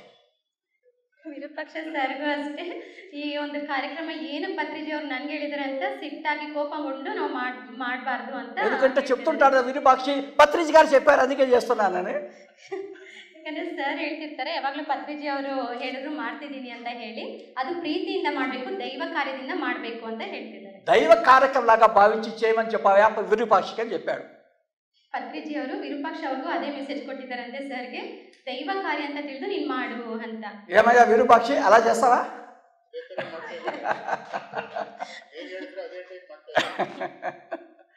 రెండవ అక్షరం త్రీ, ಎರಡನೇ ಅಕ್ಷರ ಬಂದ್ಬಿಟ್ಟು ತ್ರೀ.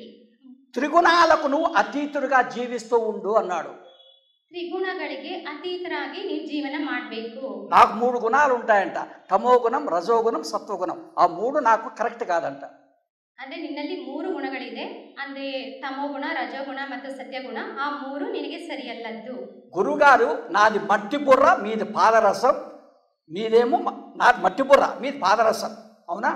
మీకు నాకున్న తేడా అదే. మరి తమో గుణం తప్పని నాకు తెలుసు, రజోగుణం తప్పని తెలుసు, సాత్విక గుణం ఎందుకు తప్పు అవుతుందో మీరు నాకు చెప్పాలని అడిగే పత్రిజీ నేను.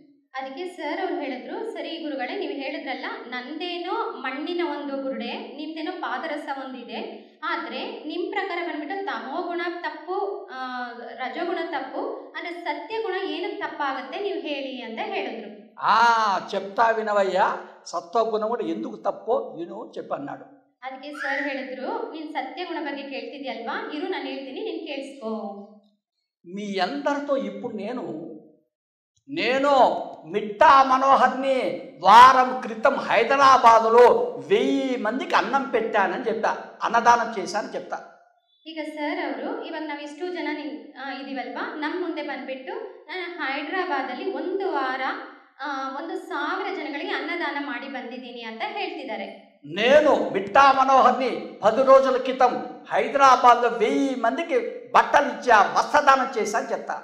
ನಾನು ಮಿಟ್ಟಾ ಮನೋಹರ್, ನಾನು ಹೈದರಾಬಾದಲ್ಲಿ ಬಂದ್ಬಿಟ್ಟು 1000 ಜನ ಮಂದಿಗೆ 10 ದಿನಗಳ ಕಾಲ ಬಟ್ಟೆಗಳನ್ನ ದಾನವಾಗಿ ಕೊಟ್ಟಿದ್ದೀನಿ. ಅಲ್ಲಿ ನಾನು ಅನ್ನೋದನ್ನ ನಾವು ಗಮನಿಸಬೇಕು. ವಸ್ತ್ರದಾನము ಅನ್ನದಾనం తప్ప? ವಸ್ತ್ರದಾನ ಅನ್ನದಾನ ತಪ್ಪ ಅಂತ ಕೇಳಿದ್ರು.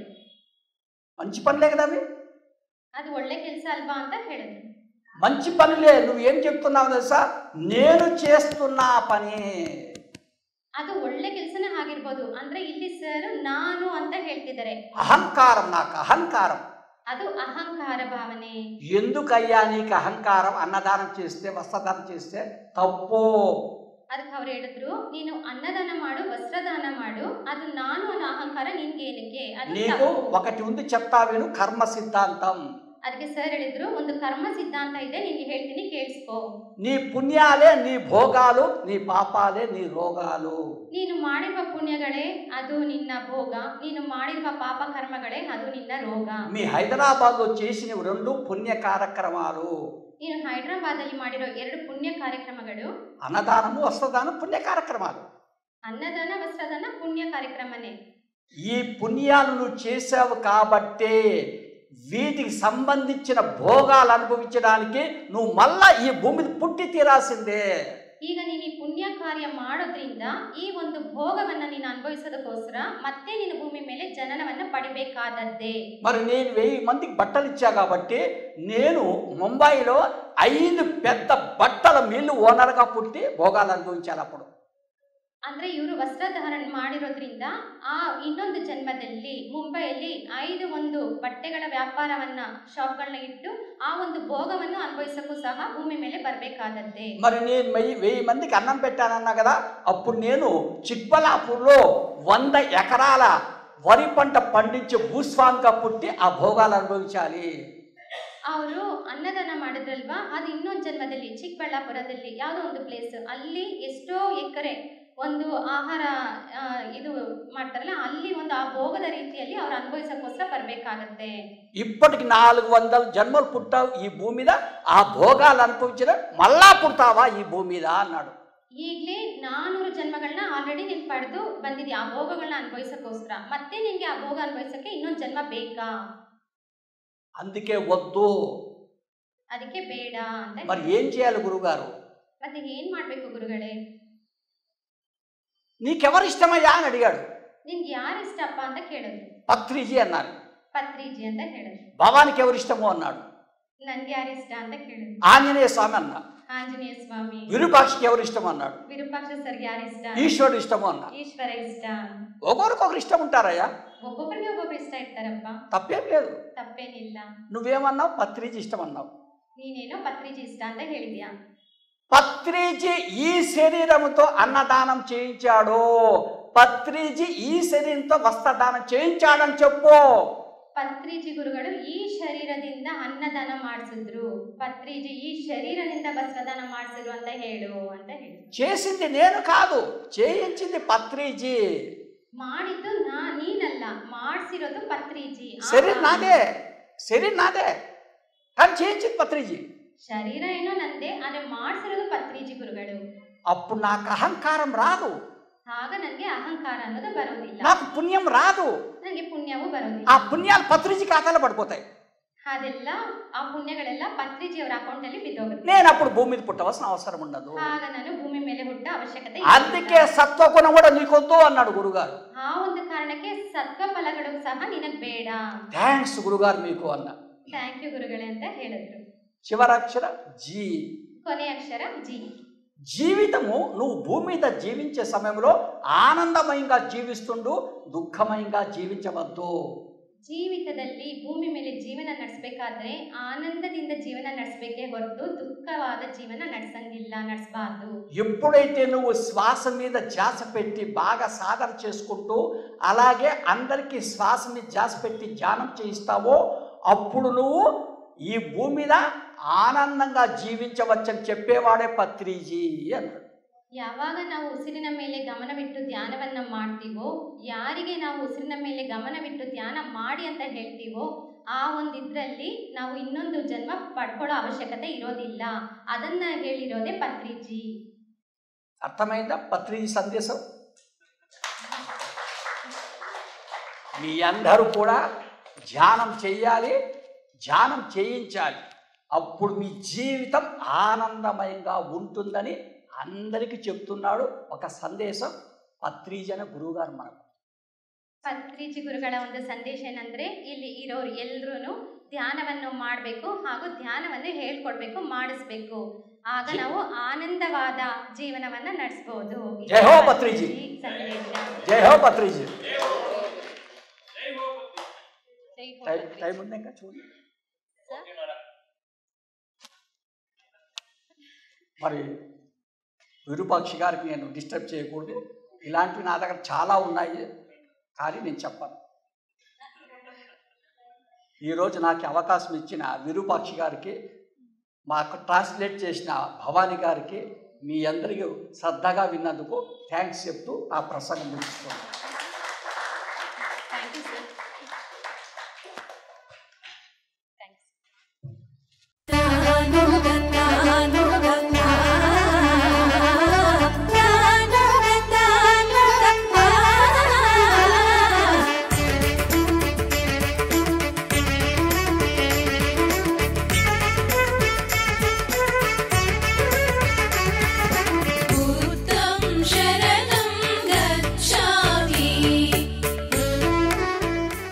PMC ಕನ್ನಡ ಚಾನೆಲ್ ಅನ್ನು ಲೈಕ್ ಮಾಡಿ, ಶೇರ್ ಮಾಡಿ, ಸಬ್ಸ್ಕ್ರೈಬ್ ಮಾಡಿ ಮತ್ತು ಮಾಡಿಸಿ. ಎಲ್ಲರಿಗೂ ಧನ್ಯವಾದಗಳು.